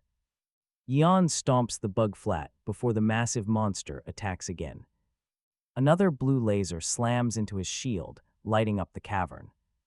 The old drunkard grumbles, asking how much longer Hanjin needs to charge. Hanjin merely smiles and sends his flying sword to back him up. Zayui shifts back to human form, and Hanjin finally steps forward. He tells them to clear out the swarm while he fights the boss. Hanjin lets loose a massive yellow blast directly at the monster. The beast dodges gracefully and begins drawing a bizarre sword from its throat. It lunges forward with a strike, but Hanjin blocks it barehanded. The heavy blow gets pushed back, leaving the beast completely stunned. Hanjin's ridiculous physical power is more than it bargained for. That is when his master's special gauntlet absorbs the remaining shockwave. Now both fighters clash in a blur of violent, high-speed combat. Their weapons trade blows at speeds the naked eye can barely track.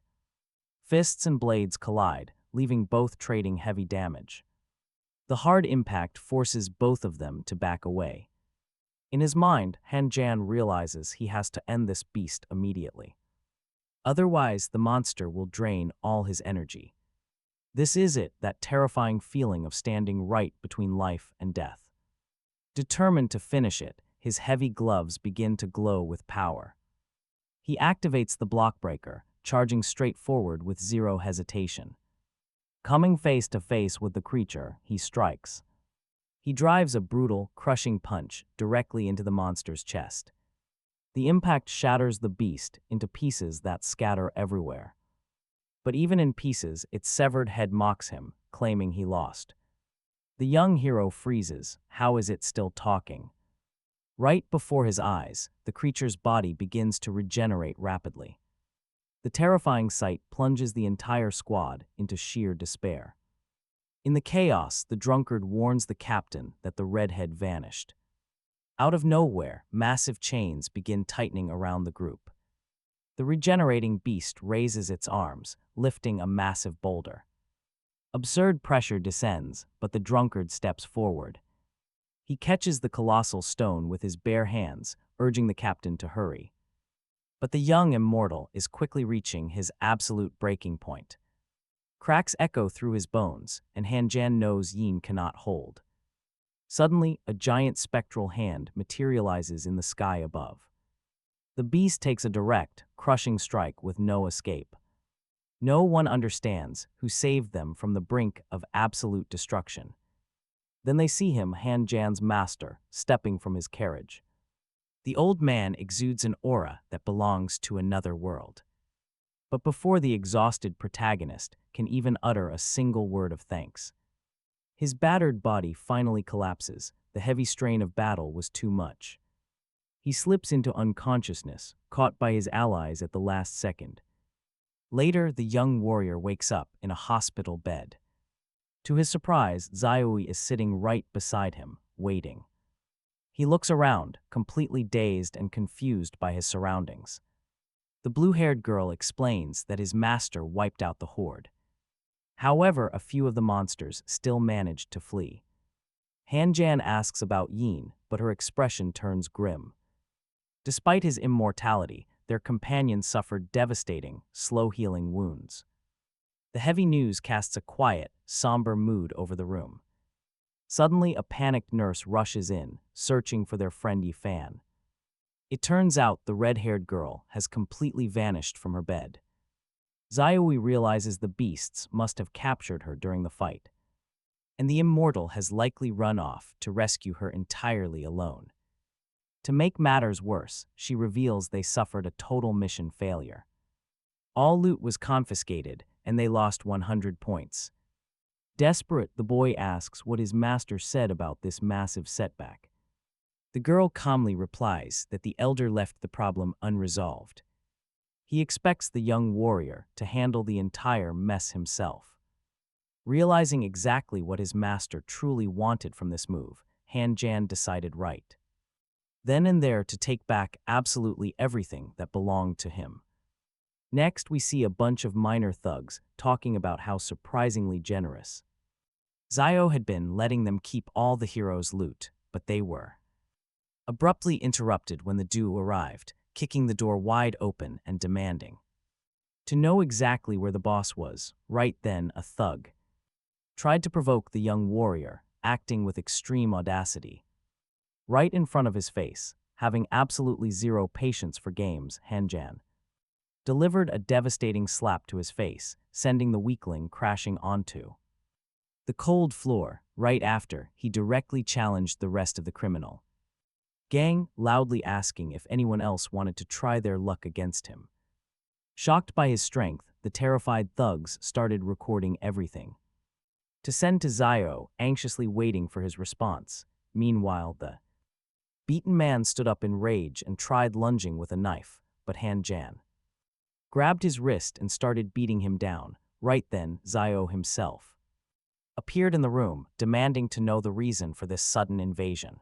Then, Hanjan firmly replied that he wanted his stolen items back immediately, and also demanded a formal apology. The boss ordered his men to send the recording straight to the authorities, threatening the young man with some very severe consequences, but Zio's henchmen reported that the authorities refused to get involved in the internal affairs of the local protectors. This got the old man incredibly worked up, definitely not a good sign. In a total fit of rage, he crushed the communicator with his bare hands. Suddenly, the boss changed his tone and asked what it would take to end the conflict once and for all. Hanjan's response was incredibly direct. He wanted full permission to enter the city vault and take anything he could physically carry. the boss, hesitated at such an audacious demand, but finally agreed, setting the condition that Han Jan could only take what fit in his bare hands. But get this, Han Jan was already prepared with the magic ring from his master, a rare artifact capable of holding massive amounts of gear. Just like that, our clever hero finally steps inside the vault, getting ready to clean the entire place out completely. Meanwhile, outside the vault, Zio bragged to his henchmen that it was absolutely impossible for anyone to steal anything valuable using only their bare hands, but inside, Han Jan was using a secret guide from a friend, detailing every single hidden treasure in the vault. Right away, he saw skeletal bones and massive insect wings, along with rare medicinal herbs scattered across the shelves. But right at that moment, one specific item caught his attention. The sturdy carapace of a sixth-order crab sitting nearby, so Han Jan decided to sweep all these valuable treasures directly into the dimensional ring his master had gifted him. A bit later, we see Han Jan calmly exiting the vault, and his female partner eagerly rushed over to ask what he took. But Han Jan kept his massive haul a secret, promising to tell her the whole story only when they were completely alone. As they walked away, Jairu watches in total confusion as the young man walks away empty-handed. But a call to his stock manager brings immediate, devastating news. Our protagonist had already cleaned out half of their entire inventory. Worse yet, the local authorities absolutely refused to help. They basically told the gang to handle their own mess. Later that night, the young man finally gets some quiet rest. But the mood shifts instantly when Zayoi steps out of the bath. She softly asks to share his room because she was so terrified. The fear of losing him in that last battle still haunts her. As she leans closer, a girl in dark pajamas suddenly appears. Just like that, the romantic atmosphere is completely shattered. Startled, the two instantly jump out of bed, completely caught off guard. Who could possibly be hiding inside this massive house? She calmly introduces herself as Li Lingzhen, Master Lai Shuang's granddaughter. She lives here now. Han Jan quickly activates his scanning skill. He realizes this strange girl is actually a legendary magical weapon. Our hero feels pretty awkward seeing her in flimsy pajamas. But she has zero shame, calmly explaining that they are simply comfortable. She then proudly boasts about being a best-selling author. Apparently, these cozy clothes are essential for her creative writing. Then she invites herself into their bed, complicating things further. Oh boy, Zayoi completely misinterprets the offer and gets incredibly defensive. She immediately objects, pointing out that they literally just met a second ago. Li Lingzhen quickly clarifies she only wants a magical contract. This explanation brings a visible wave of relief to Zayoi. Han Jan explains that a contract will unlock her highest rank. Suddenly, the girl begins fidgeting with her pajamas in suspense. This highly suggestive, sudden movement completely catches our hero off guard. She calmly explains that contracts always require intense physical closeness. According to her books, contracts require extreme physical proximity to succeed. While her logic is bizarre, Han Jan decides to proceed. He quickly brushes off the awkwardness and begins initiating the pact. Instantly, magical chains of energy erupt, wrapping around them. With the pact officially sealed, the girl's powers begin evolving. With the ritual complete, Han Jan praises her newly awakened energy. He eagerly suggests they test out her newly evolved powers right here. Feeling slightly out of place, Zayoi decides to grab water. She excuses herself to the kitchen, leaving the two alone. But once she gets there, highly suspicious noises echo from the room. Panicking, she rushes back to investigate. To her relief, they are only testing her transformation ability. Han Jan then happily presents an incredibly useful new item. These are special spiritual energy pills she can now produce. With introductions finished, they discuss finding the missing red-haired girl. Their newest ally curiously asks who exactly they are seeking. Searching, and Zaiwi quickly shows her a photo of the redhead. Seeing the pic, young Li Lingjin mentions seeing someone just like that at a famous local nightclub, suggesting they start their search right there. Before heading out, Hanjin sprays the entire team with a special mist that attracts Zerg pests, enrages them, inside the club. While the crowd parties, Hanjin asks the bartender if a guy named Ba Shuang ever dropped by. The worker gives him a weird look and yells out to the entire crowd that Hanjin is footing the bill for their drinks. As the patrons celebrate their free drinks, a highly confused Hanjin demands to know what on earth is going on. The bartender explains that a certain customer ran up a massive debt there, claiming a guy looking for her would cover the tab. He adds that she left a locked wooden chest for whoever came asking, handing the mysterious object over to Hanjin. Cracking it open, they find a warning note stating that the Zerg reproductive cycle has officially begun, unleashing 7 deadly parasites right into the city. Hanjin suddenly stops reading. Wait, what did he see? He tells his team that he needs to use the restroom immediately. Inside, he accidentally bumps into a highly suspicious guy with glasses standing in the corner. The stranger suddenly snaps in absolute rage, lunging straight at Hanjin with clear intent to take him down, but as the fist connects, Hanjin feels absolutely nothing, casually shoving the guy back with massive force. The guy crashes. A Zerg eclipse monster suddenly bursts from his neck and swipes at Hanjin with razor-sharp claws, without breaking a sweat. Hanjin obliterates the beast midair, danger averted in a flash. One clean strike, it is over. Suddenly, his teammates rush into the restroom, demanding to know what caused all that noise. Hanjin quickly explains that a random guy controlled by a Zerg eclipse beast just ambushed him. Right then, Zaiwi notes that they have cleared one of the 7 pests, so they must hunt down the remaining targets. The group heads out to gather more clues.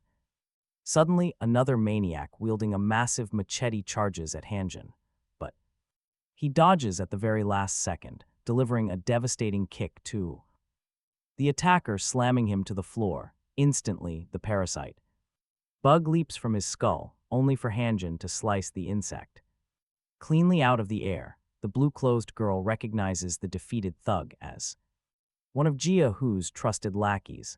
Hanjin connects the dots and realizes that the entire nightclub and these infected hosts have some direct link to Jia Hu. Let's see what that big brute is up to now. We see the massive villain calmly lecturing a student. Out of nowhere, someone kicks the door open, and it is the immortal effin' demanding answers. He instantly begins accusing the big boss of corruption, charging him with using Zerg insects to control the city's awakened academy students. Jia Hu coldly reminds Effin that his wife is dead, telling him to shut up instead of causing a scene, but Effin unleashes a dark, terrifying aura, declaring that it was all the brute's fault, and he is here to settle things once and for. Jiayu tried to deflect, claiming the woman's death was nothing but bad luck. He even asked if the old immortal feared backup, arriving at any second. Right then, a crowd of armed thugs completely surrounded the senior. The old captain smirked, falsely claiming the young kid had started the fight. The entire gang instantly ambushed the elder from behind, aiming to finish him off. Relying on pure numbers, they forced the elder to activate his combat power. Before anyone could react, Han Jan suddenly crashed through the front entrance. He instantly cleared the doorway, knocking down guards and leaving everyone utterly shocked. Our hero coldly warned anyone wanting to escape to run now, because this was personal. Naturally, the thugs ignored his warning and charged straight at him with weapons raised. They were out for blood, but our protagonist didn't look worried at all. He smiled and countered, unleashing brutal punches and heavy elbow strikes. Within seconds, every single bully was sent crashing to the hard floor, utterly defeated. Seeing this, the elder stood amazed by Han Jan's newly upgraded fighting skills. Sensing his impending doom, Jiao tried to slip away in the chaotic aftermath. But Han Jan was way too fast, cutting off his escape route in a split second. Showing zero mercy, he landed a devastating punch straight into the villain's chest. The corrupt captain collapsed instantly, and a parasitic insect wriggled out from his skull. The tiny monster tried to flee through the chaos, hoping to escape unnoticed. But Han Jan read its path perfectly, crushing the bug with a heavy strike. A tiny victory, sure, but the nightmare was far from over. Right then, backup guards stormed the room and saw the grim scene. Finding Captain Jiao dead, they absolutely lost their minds. Meanwhile, across the city, inside the mayor's office, a secretary was handing over some urgent documents to sign. But as he turned around, it became clear the Zerg mother was pulling his strings. She completely controlled the politician's mind. Suddenly, the secretary started screaming in terror. The monster-possessed mayor brutally attacked her, leaving her screams echoing down the hall. Back with our group, Han Jan urgently told the woman in blue to contact their master. But Xiaoyi protested, insisting she wouldn't leave him behind to face this alone. He took her hand, his steady eyes making it clear she had to go now. Meanwhile, the mind-controlled mayor issued a citywide order to hunt down our squad. He wanted them caught immediately, putting a massive target on their backs. Wearing a twisted grin, the corrupt politician laughed at how easily they fell for his trap. And just like that, the trap is set, but our hero has a backup plan. Han Jan quietly stepped out of the building to draw all attention onto himself. If he got captured alone, his friends would at least stay safe. But as soon as he exited, a mysterious elder arrived on a sleek hoverboard. He declared Han Jan under arrest, unleashing a heavy wave of crushing pressure. The immense physical force was designed to crush him into instant submission. Meanwhile, his master Li Shuang stared into the dark, spotting a hidden figure. He casually ordered the stalker to step out from the shadows already. The hooded stranger emerged, mocking the master's calm attitude while his student faced death. In response, a terrifying, monstrous aura began to leak from the old master. He quietly asked if pushing his disciple to such limits was truly necessary. The assassin simply laughed, fully confident that the elder on the hoverboard would finish the job. It was actually just a clone of the true mastermind behind everything. Master Li Wang laughed at the realization. He accepted his complete helplessness. The hooded figure began fading directly back into the dark. Before vanishing, he warned that he still had more tricks left. Right then, an ally arrived. His colleague Lin Jingyuan asked if they should step in to help Han Jan. But the master simply smiled, assuring him that everything was already falling into place. Next, we see our hero bound tightly to a chair as that hovering elder arrives. He demands a confession, but Han Jan flatly denies any wrongdoing. A massive blow, the defiance earns him a brutal punch from the elder. The villain sneers, giving him two choices: join their ranks or be erased forever. Unshaken, Han Jan asks if this group is behind the mind-controlling Zergs. The old man eagerly confirms it, practically bursting with pride. He boasts that those Zergs are actually the ultimate weapons in their secret arsenal. Not a chance, Han Jan instantly rejects both of their garbage options. He makes it clear he is going to handle this entire situation his own way. Fast forward to the next morning, Han Jan is dragged toward the gallows in chains. A booming voice announces his public execution while standing right beside the city mayor. The announcer says everything is set. The mayor then asks if the squad is captured yet. When the subordinate hesitates to say no, the corrupt mayor snaps and cuts him off. He dismisses the guard, wondering why on earth the prisoner looks so entirely relaxed. And honestly, the sheer confidence on this guy is just unreal. Down in the crowd, whispers spread as citizens recognize Han Jan as the top prodigy. He was the legendary SSS rank student. Right then, the mayor takes the main stage. His sudden appearance catches the entire audience off guard. Then, the announcement begins. He declares that a brilliant prodigy must die today, claiming it is his deserved fate. He shamelessly lies, telling the public that Han Jan targeted innocent people. The mayor claims our hero conspired with deadly monsters to ruin their peaceful city. Whipped into a frenzy, the brainwashed crowd instantly demands blood for these lies. They want him to pay for crimes he never actually committed. The mayor just smiles. With a smug grin, he gives the executioner the signal to pull the lever. The heavy machine roars to life, sending a massive blade dropping down rapidly. It falls toward his neck, but at the absolute last second. Wait for it, someone slams an emergency button, halting the blade. It is Shangying, the woman Han Jan rescued back in that desolate desert.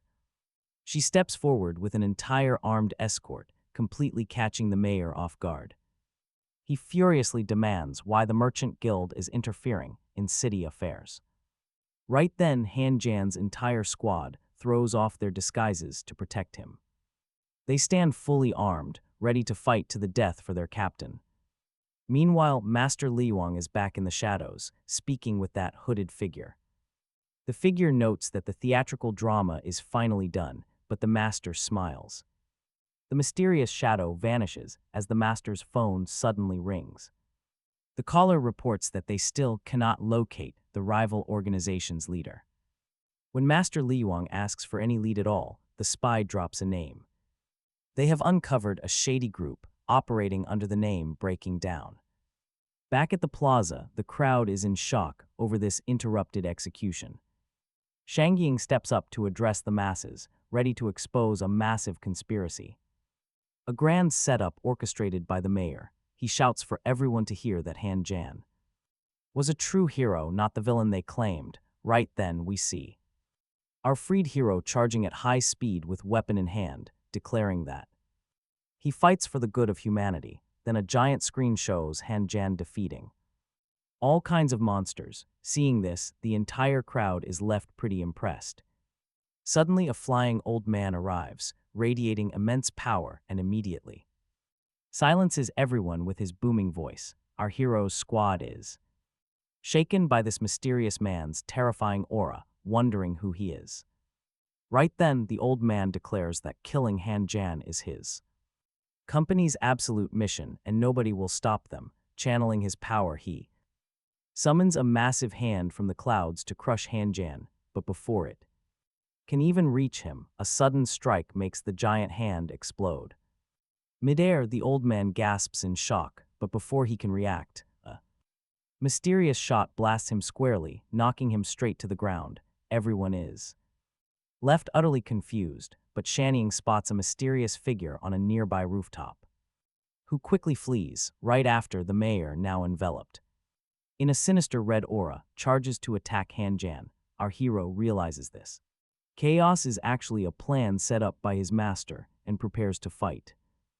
Devastating punch flies straight at our hero, but he cleanly dodges at the last second. The mayor is stunned by his incredible speed, but before he can do anything, Han Jan is already right behind him, preparing a counterattack. Han Jan smashes the politician's face, throwing him hard to the dirt, triggering a massive explosion. The corrupt mayor is instantly defeated, but then get this, the Mother Eclipse Zerg bursts from his forehead, trying to escape, but Han Jan snatches the vile beast in midair, crushing it easily with his bare hands. He displays the dead creature's remains to the crowd, explaining that he was simply protecting humanity from Zerg monsters that had quietly infiltrated society. As Han Jan gives his speech, his master, Li Shudong, appears behind him. Asking how that whole ordeal felt, he wants to know if Han Jan had finally tasted the thin line between life and death. The young man answers that next time, he wants to handle things entirely on his own. Li Shudong praises his disciple, noting the very last parasite was found inside the city walls. He only regrets they killed the targets before they could interrogate them. He then mentions a shadowy cult that had secretly infiltrated the city guards, but admits he lacks solid leads for now. Suddenly, the immortal Yifan steps forward with some grim news, revealing that the body of the red-haired girl, Hong Yingwei, has finally been located. This news breaks Han Jan's heart. he quietly asks where she was. Found, and the Immortal explains several corpses washed up on a beach. Nearby, we then see multiple wooden coffins floating over the dark waves, and inside. One of them, Hong Yingwei, lies entirely lifeless. Then, something terrifying begins to unfold. Her pale skin turns dark and twisted. Suddenly, her eyes snap open and a foul parasite crawls right out of her mouth. Later on, after the chaos settles down, our team enjoys a peaceful lunch together. They happily discuss how everyone has officially hit level 3 in the game system. Hanjin explains that Liling Zhen has finally caught up, evolving to level 3, while Xiayui learned some pretty useful new skills. Right after, Shangxing offers to sign a contract with Hanjin, but the young man politely declines, saying he only signs contracts with divine spirits to help them evolve further. Master Liu Tong asks about Hanjin's plans now that he has maxed out his evolution by fighting only inside safe city zones. The boy replies that he wants to keep growing no matter the cost. Hearing this, the master says he will deploy his student directly to the front lines, a brutal place locked in non-stop warfare for years. He adds that since this is an extremely heavy training mission, the girls cannot tag along because their own training paths lie elsewhere. The scene then suddenly cuts to a massive, imposing wall lined with heavy cannons firing non-stop. Giant serpents take direct hits from the explosive barrage, leaving wounded soldiers scattered across the muddy ground. Nearby, 2 officers named Zhao Ye and Zhang discuss their devastating losses with deep concern. One complains bitterly about the delay of their urgent reinforcements, especially since his squad already lost 2 men. Just then, a transport helicopter touches down on the battlefield, and Hanjin steps out fully ready for action. He quickly introduces himself to the battle-worn officers. The 2 men find it pretty strange that he arrived without a single spirit, warning him that this lethal war zone will easily get an unarmed recruit killed in seconds. Neither officer wants the kid on their squad, sparking a loud argument over who gets stuck with the rookie. Finally, the blonde soldier relents and waves Hanjin over, calling him to meet the rest of the team. The captain states his name and announces he will be leading the squad. Hanjin is joining before gesturing to the other recruits, Kayang. And she can, the blonde girl immediately interrupts, complaining that she got completely soaked on their last mission. She tries putting on her heavy coat, but her arms get totally stuck in the fabric. She asks Hanjin to lend a hand. He quickly helps her get unstuck, and she gives him a quick word of thanks. She then turns to the captain, asking if this kid is really their new teammate, also wondering why he brought 0 human-shaped spirits with him. Hanjin politely steps up to formally introduce himself, pulling out a stash of valuable gifts he grabbed from the city vault. The recruit's eyes instantly light up at the sight of the rare treasures, showering him with grateful praise. The captain, however, flatly refuses the generous offering. He explains that a mecha operator has absolutely no use for standard defensive gear. The captain snaps, ordering everyone to prepare for their next deployment immediately. Once the squad leader walks away, Hanjin asks the others if their boss is really a mecha pilot. A recruit nods, explaining that after the captain's combat partner died, he turned to piloting mechas just to stay on the front lines. They're quiet. Suddenly, the captain returns, tossing heavy potato sacks right at them. Catching one, Hanjin asks what their actual assignment is. The captain replied that they were going to hunt down and slaughter the descendants. This left Hanjin pretty confused. The captain quickly explained the situation. They had to eliminate the Asaki clan snakes, beasts reproducing incredibly fast. They multiply 10,000 times faster than humans. Because of this absurd breeding rate, humanity was losing the war here. That is until a month ago, when leader Weiying returned. His arrival turned the tide, but even though Weiying killed most of them, a few of those slippery monsters managed to escape the purge. Now their mission was to track down and find their nest. Setting off immediately, the squad pushed deep into a dark, eerie forest. As they hunted, Hanjin figured they had finally reached their destination. But then something strange hanging high above caught his eye. He looked up to find a bizarre fabric draped over everything. It looked like a giant shed skin spreading across the whole forest. It covered nearly every single tree. The captain realized what it was. It was the Asaki snake's discarded skin, left behind after they level up. Suddenly, Hanjin shouted a warning to the rest of the squad. The creature's eggs were hidden deep inside that disgusting skin. Right on cue, dozens of eggs started falling from the canopy. Speaking from inside his heavy robot armor, the captain confirmed the target. These giant snakes keep their offspring nested inside their old dead skin. This was definitely their nest, but then things got much worse. Unbelievably, those falling eggs started cracking open right in midair. The squad stood frozen as a bizarre, echoing screech filled the air. While the shells kept raining down, a deafening sound erupted. A brutal shockwave blasted directly outward from the cracking eggs. The sonic pressure was so intense it blew the captain's heavy armor back. He lost his footing, slipping right off the cliff edge. Hanjin lunged forward, desperately trying to grab his falling commander. He caught the machine's heavy metal arm just in time. With insane raw strength, he hoisted the massive robot back up. The captain landed safely, utterly stunned by the recruit's monstrous power. But the team panicked, thinking Hanjin had fallen in his place. Nobody could survive a drop into that deep, dark abyss. Overwhelmed with guilt, the captain began to blame himself for the tragedy. But wait, a muddy hand suddenly gripped the cliff edge. Hanjin casually called out, asking for a quick hand to pull him up. The entire squad let out a massive sigh of relief.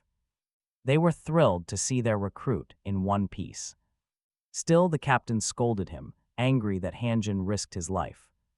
He should never throw his own life away like that. Hanjin just offered a calm shrug, but their chat was cut short. Multiple monstrous shadows slithered rapidly toward their position. The newborn Asaki snakes were hunting. The captain barked orders to brace. The hairy recruit and the blonde girl trembled in sheer terror. At the endless horde of baby snakes crawling out from every direction, the beasts suddenly charged the group, but the captain stepped up to block them head-on. He used his heavy battle armor's brute strength. Meanwhile, the blonde girl panicked, shrieking that they could never survive against a massive swarm like this. Just as hope was fading, Hanjin stepped up and activated his special ring. A massive glowing aura barrier expanded instantly, shielding the entire group. The swarm halted in confusion, sizing up the golden shield in front of them. They bided their time, waiting to strike. Even the captain looked stunned. He stood frozen, simply staring at the motionless vipers surrounding them. Hanjin finally snapped him out of it, asking why he was holding back his weapons. He urged the captain to burn them all. Nodding quickly, the leader fired up his mech's heavy flamethrower, turning the entire swarm into a raging inferno. The crew watched in awe at the raw, destructive firepower before them.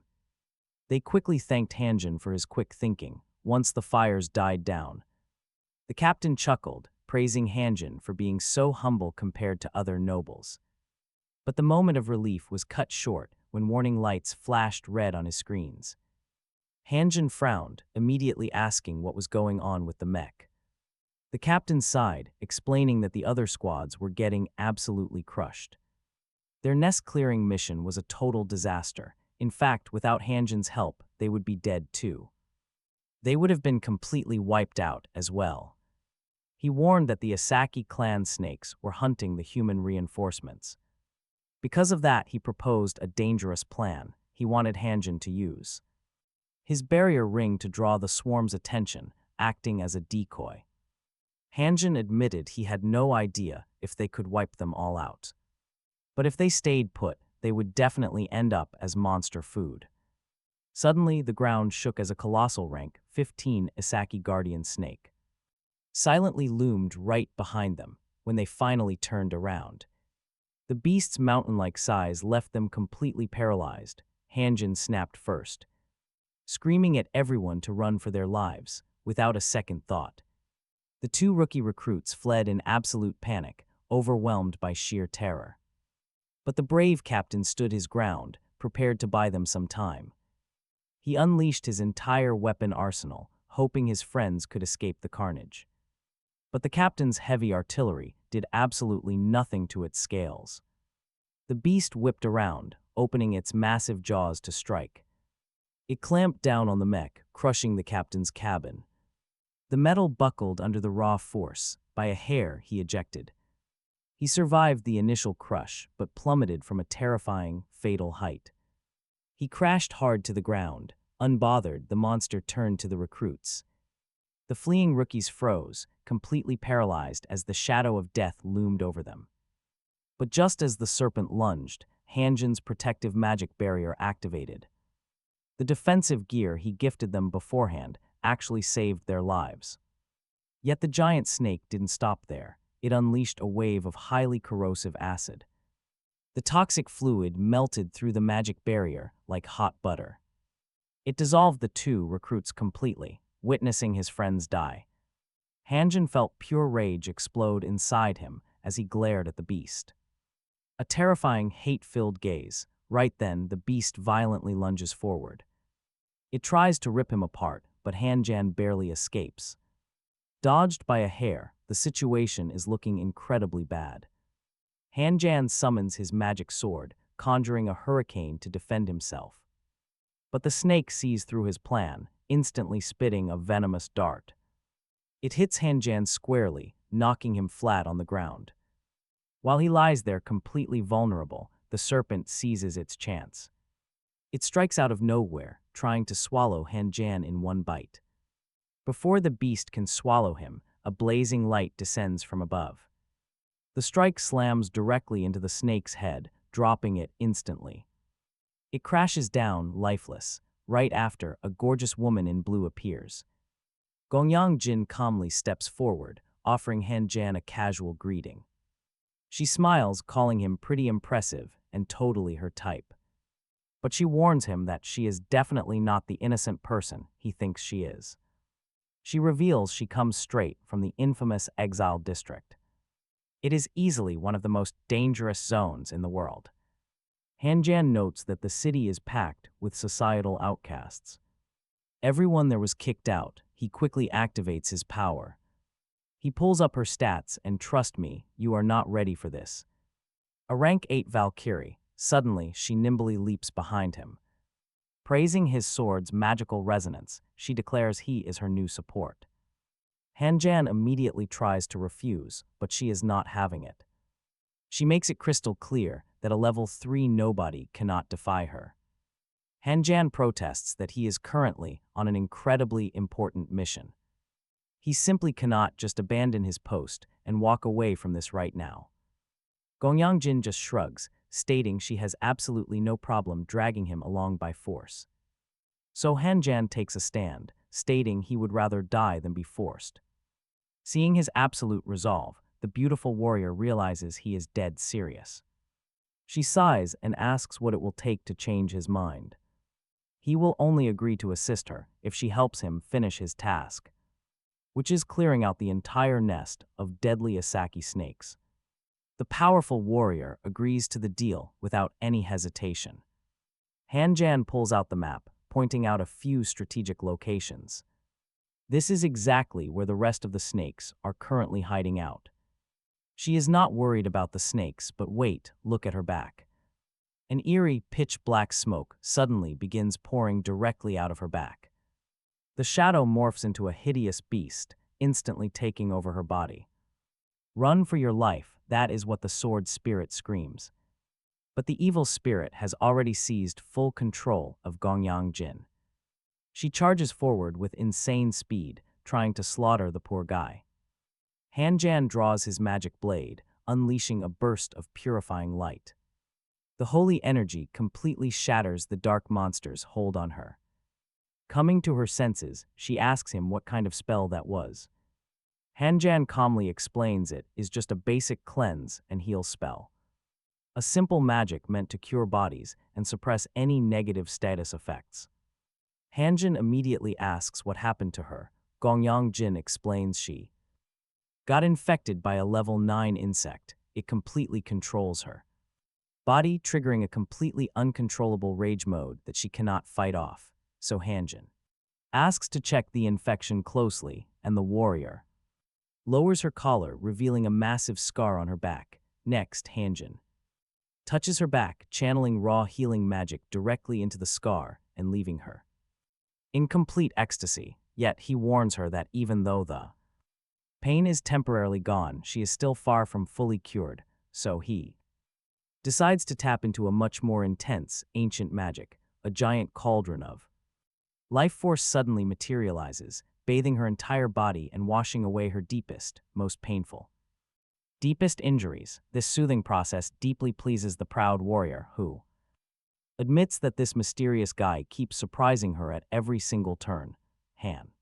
Jan tells her that the insect infection is already 50% cleared, but to maintain this rapid recovery process, he must harvest a massive amount of life force from all the nearby insect swarms.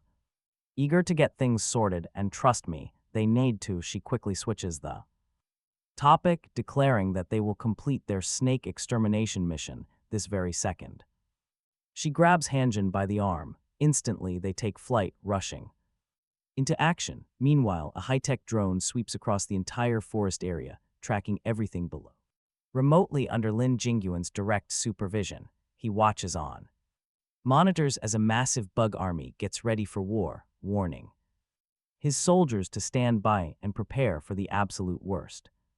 Any second, back in the dangerous woods, our young hero stands positioned right on top of a very rock, observing the slithering snakes below. Without hesitating, Hanjin leaps off the cliff, crashing down directly into the monsters with full force, triggering a massive blast. The blue-clad woman watches the chaos unfold, completely amazed by how incredibly courageous and reckless this mysterious young fighter really is.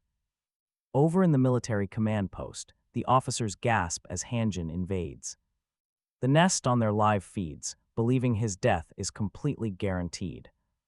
Unnecessarily, but the young fighter has other plans, unleashing a barrage of heavy punches, but even he cannot easily put them down due to their absurdly tough hide, leaving him vulnerable as the angry monsters quickly surround and trap Hanjin from all sides. But then she leaps in. Gongyang Jin finally steps in, firing a devastating beam of pure energy right through the pack, slicing those deadly creatures into absolute pieces. Not to be outdone, our hero prepares to strike back. He unlocks the third gate of his supreme and secret martial arts technique, unleashing power. Throwing a simple punch to test this strength, he causes a massive energy wave to obliterate the terrain, leaving Gongyang Jin completely stunned by his raw force. Meanwhile, back in command, Lin Jingyuan instantly recognizes her. He identifies the woman on screen as Gongyang Jin, warning his shocked officers that she is a highly wanted criminal, back on the bloody battlefield. Our battle-hardened duo has already slaughtered every single snake in the entire nest. Hanjin decides to harvest every drop of their remaining energy to fully cure her. After that, the young cultivator summons his glowing cauldron once again. He warns Gongyang Jin that the final, most painful treatment begins now. She prepares herself. Suddenly, a glowing, warm liquid begins to pour down. Her face contorts in pain, feeling the wild magical reaction ripping through her. It is working. Still, a nasty black thorn remains buried deep in her back. She grits her teeth and asks him to rip it out once and for all. The cauldron starts spinning, violently pulling the rest of the dark curse out. Every last trace of evil gets dragged from the warrior.